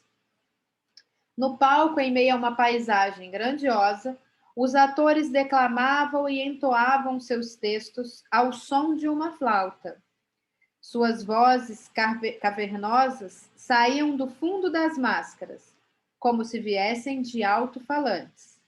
Quase irreais, eles avançavam num passo marcado e irregular. Essa questão é uma questão muito interessante de se falar, porque é o motivo pelo qual eu convidei o Tato para trabalhar com a gente. O Tato, ele é performático, né? Ele é da dança, ele é do teatro também, mas ele é extremamente físico, ele é muito corporal, e ele tem essa questão da marcação da dança, né? Do compasso dessa melodia do texto.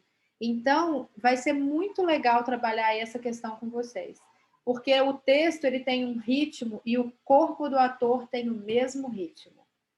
Às vezes a gente tenta no teatro desvencilhar um pouco isso, né? O corpo e a voz. Ah, a sua voz vai estar dizendo uma coisa, mas eu quero que seu corpo retrate outra. Já no teatro grego não dá muito isso, tá? No teatro grego é meio uma consonância, assim. O corpo e a voz vão estar tratando sobre a mesma coisa. É quase cantado, né? O texto grego.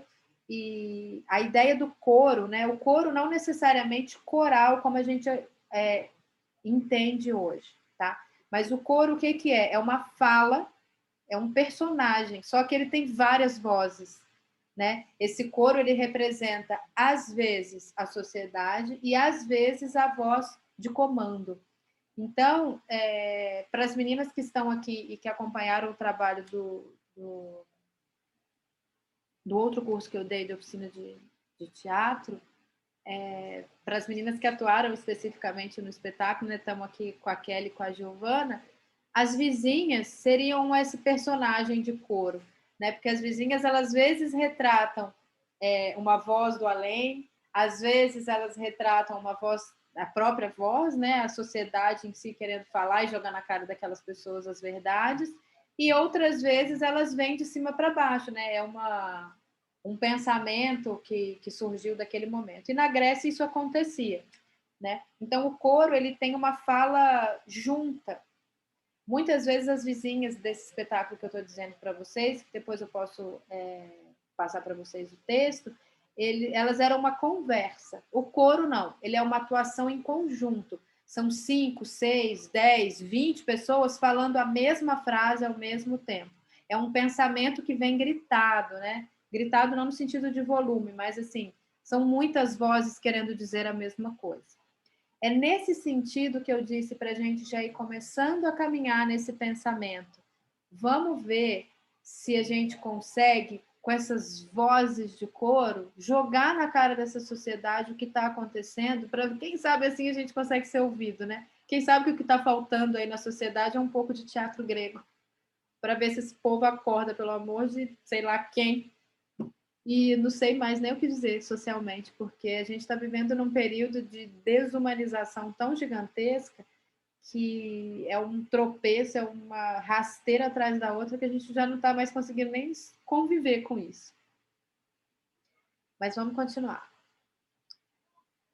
E aí, pegando um pouquinho do final da Grécia já para o teatro romano, na época dos romanos, toda cidade importante possuía o seu teatro, mas a partir do século III, espetáculos circenses começam a predominar sobre as peças de teatro.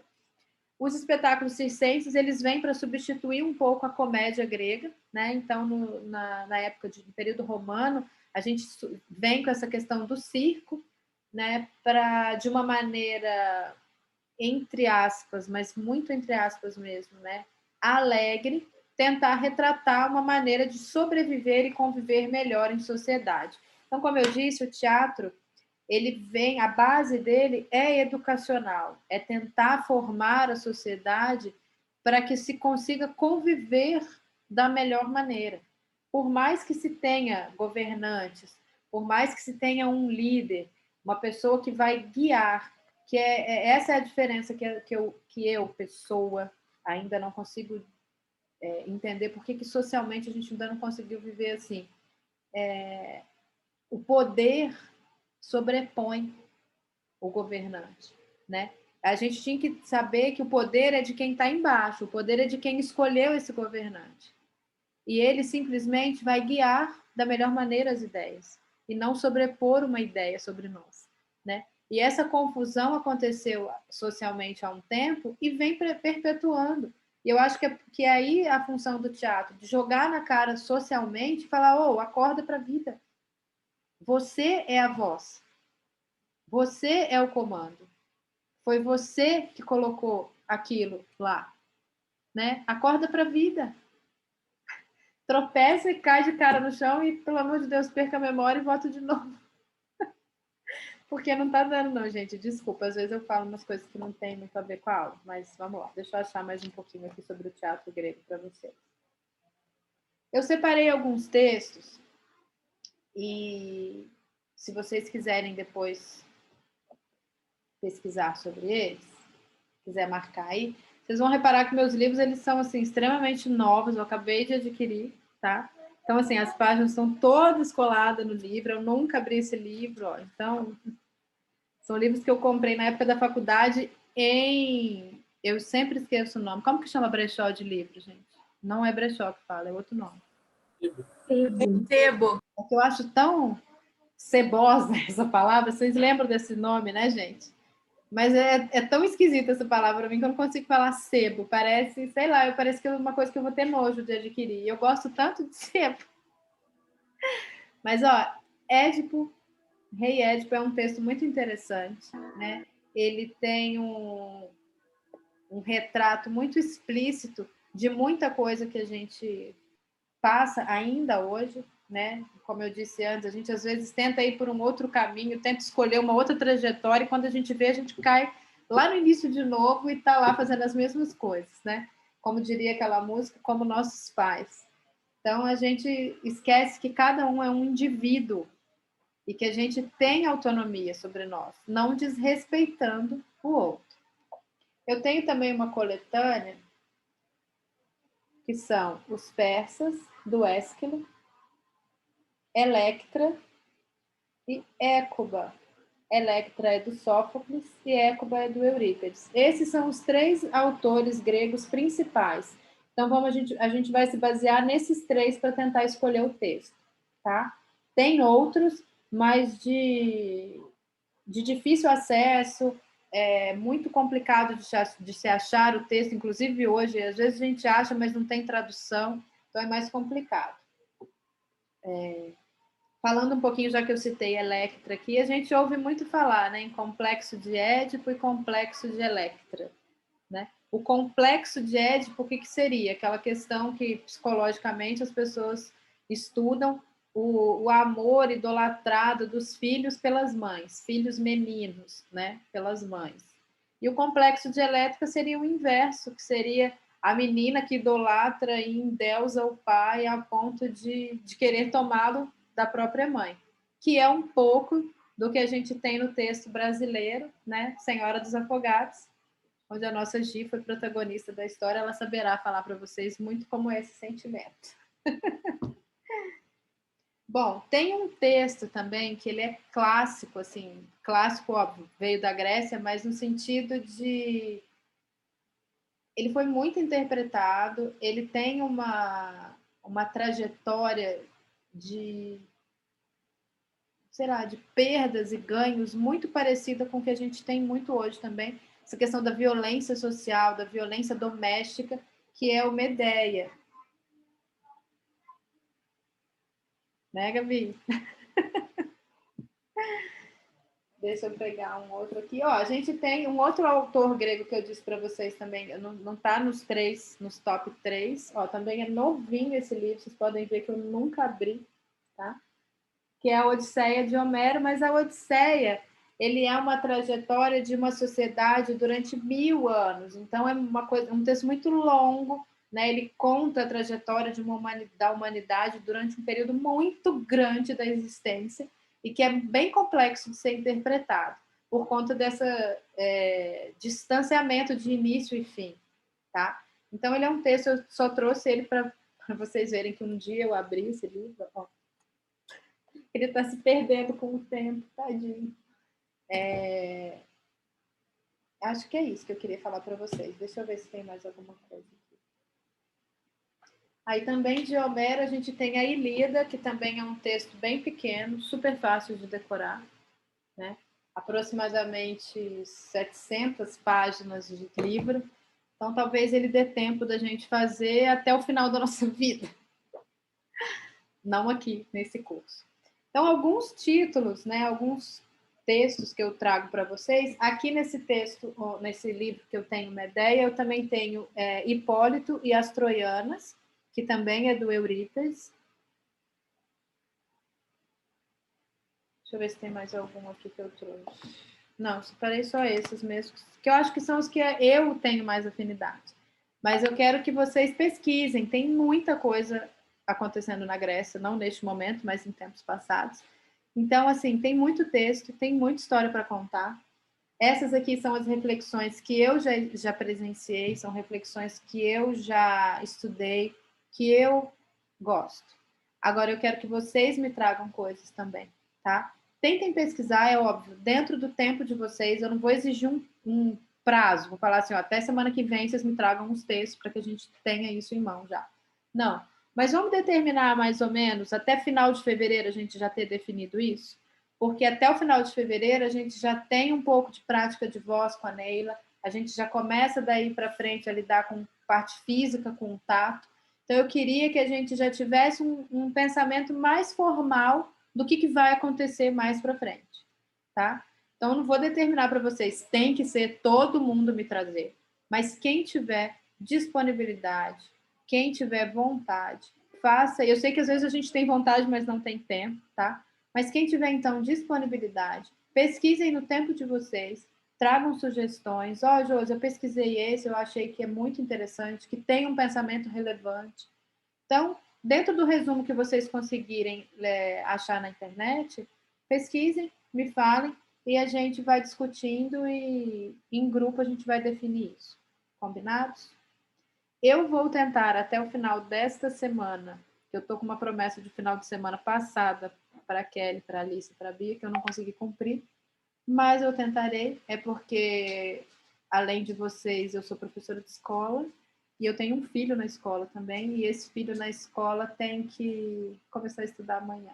Então é uma revolução muito grande na minha cabeça. Mas está rolando, vamos continuar. Então, eu vou pretender, até no máximo sexta-feira, já ter esse texto escrito do resumo teórico para vocês do teatro grego, tá? Não é uma coisa difícil de se fazer, eu já tenho muito desses resumos compilados aqui no próprio computador, então não vai ser tão difícil de compilar e mandar para vocês. Mas eu não vou prometer que eu consigo até sexta, não. Eu vou tentar até sexta ter isso, tá? Que aí fica mais fácil também, vocês tendo o texto em mãos, da gente discutir, da gente debater. Josi, ó, eu peguei o texto, eu li isso, sei lá, não entendi direito. Então, você consegue explanar um pouco mais sobre, tá? Ou eu peguei isso e já fui pesquisar, achei tal coisa na internet e vi que vai rolar, que dá certo. Parece. Tá bom? Alguém de vocês quer dizer algo? Quer mandar um beijo para Xuxa? Quer fazer alguma coisa? Josi, Diga. você falou que gosta de juntar textos. Então, poderia fazer uma compilação, por exemplo, dos 3, ou sei lá, fazer alguma coisa assim no gênero? Pode, claro. Se você conseguir isso, Ana, por exemplo, assim, dentro do seu pensamento, da sua escolha, perceber que tais personagens conseguem interagir e você conseguir mostrar para nós que isso é válido, com certeza, além de me ajudar bastante, né, porque já é metade do trabalho realizado, mas essa disponibilidade para mim é fenomenal. Se você conseguir, bola para frente. O que eu fui inventar? Mas tudo com o auxílio de todo mundo, fica tranquila. Eu acho uma ideia super legal, porque eu gosto, como eu disse, né? A nossa vida não é feita de uma personagem principal. Então, a gente tem vários personagens principais que passam por nós, né? Cada um de nós que está aqui é o personagem principal da própria vida. Então, o que seria de nós pensar que um sobrepõe o outro, né? Vendo que a gente acabou de debater sobre isso no início da aula e que somos contra, sabe? Então, eu acho que a gente pode realmente mesclar e misturar pessoas que nunca se viram, né, na história escrita, mas que conseguem, talvez, resolver o problema da outra ali, naquele texto, naquela encenação. Mas obrigada, eu já te agradeço de antemão, que eu sei que vai ser de muita valia se você conseguir me ajudar nisso.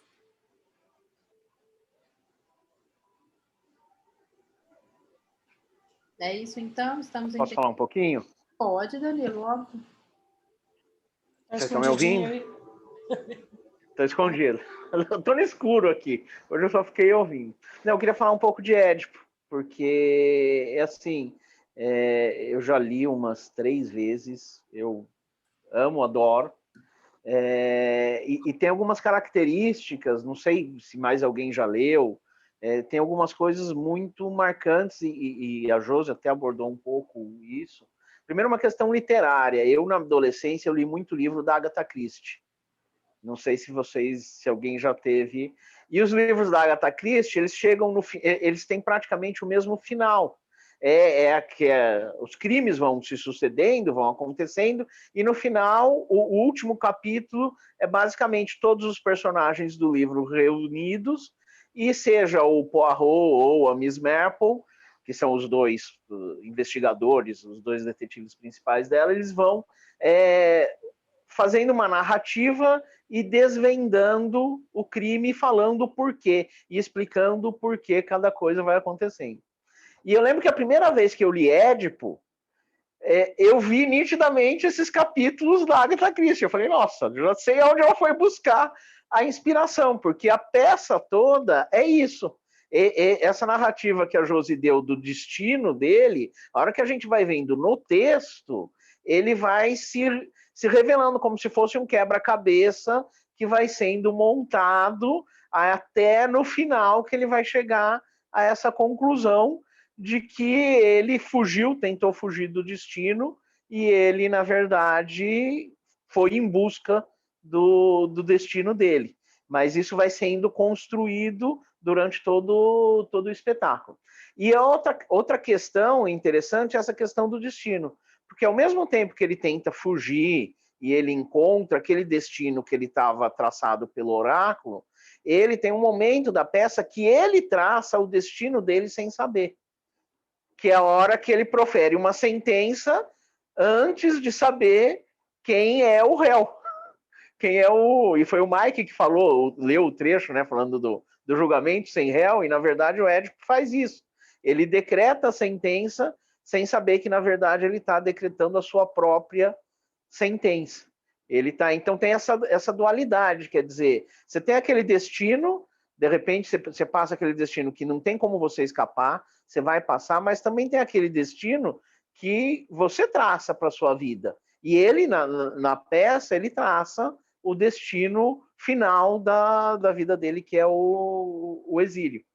E aí também tem uma outra característica que é muito atual. Ele era o rei, ele era, como rei, ele era o todo-poderoso. Então, a gente hoje, se a gente vende essa questão dele traçar o destino, pensa às vezes assim, mas por que ele não mudou? Por que depois que ele viu que a sentença que ele tinha proferido no início ia ser aplicada a ele, ele não mudou essa sentença? Ele não mudou esse destino. Ele era o rei. E, afinal, hoje, no mundo que a gente vive, isso seria, eu acho que, absolutamente o que ia acontecer. Qualquer juiz aqui que decretasse uma sentença e visse que ela ia cair sobre ele mesmo, ele ia mudar, ele ia usar do poder dele para alterar esse destino que ele tinha traçado. E ele não. Ia acontecer. E ele mantém isso, né?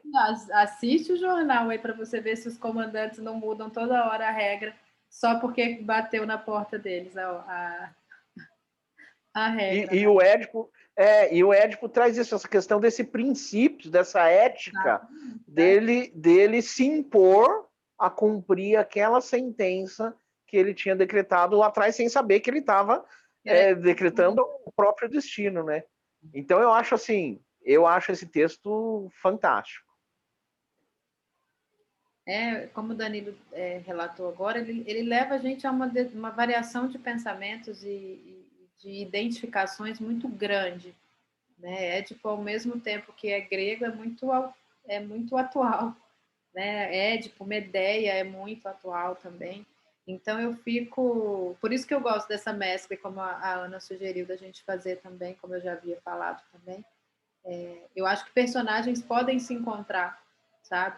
E trocar figurinhas durante essa trajetória da história de cada um deles, né? A gente fazendo uma compilação bonita e fazendo com que seja cabível esse entendimento no final, né? Porque não que as coisas têm que ser entendidas do início ao fim, mas eu acho que o propósito de relatar num espetáculo grego, trazendo um pouco da sua base, da sua estrutura, né? Que era educar e mostrar para as pessoas uma nova forma de pensar, uma forma de ver a sociedade. Eu acho que a gente pode dar um tapa de luva de pelica nessa sociedade que a gente está tendo aqui.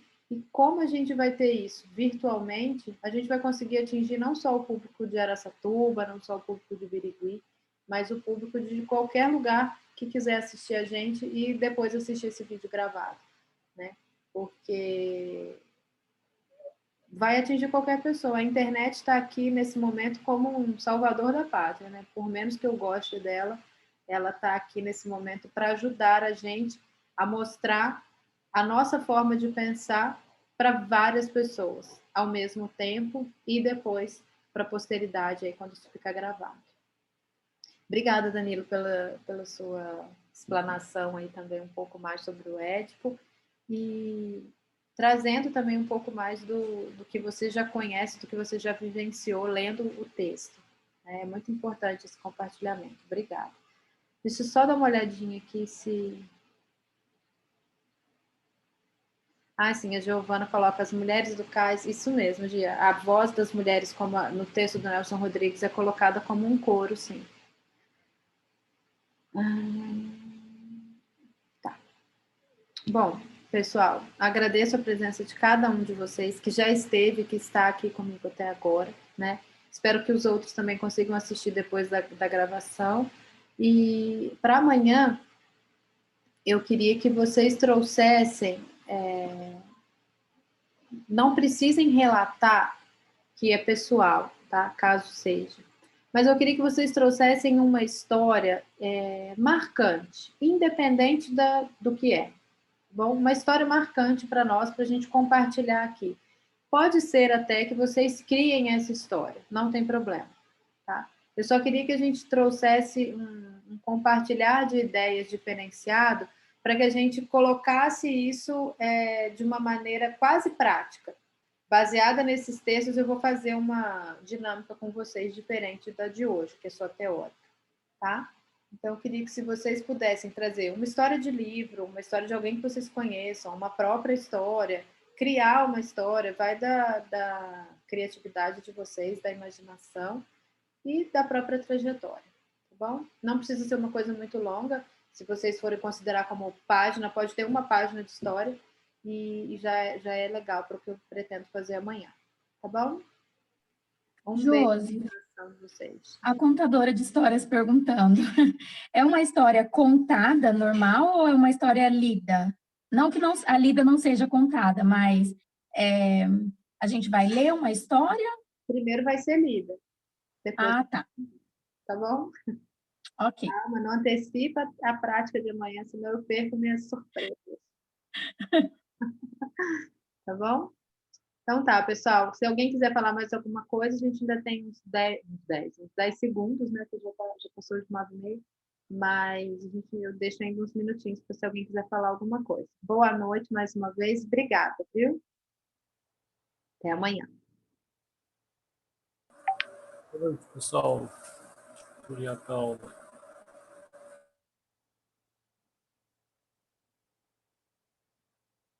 Vou pausar a gravação, então. Uma boa noite para vocês. Espero vocês amanhã. Um beijo.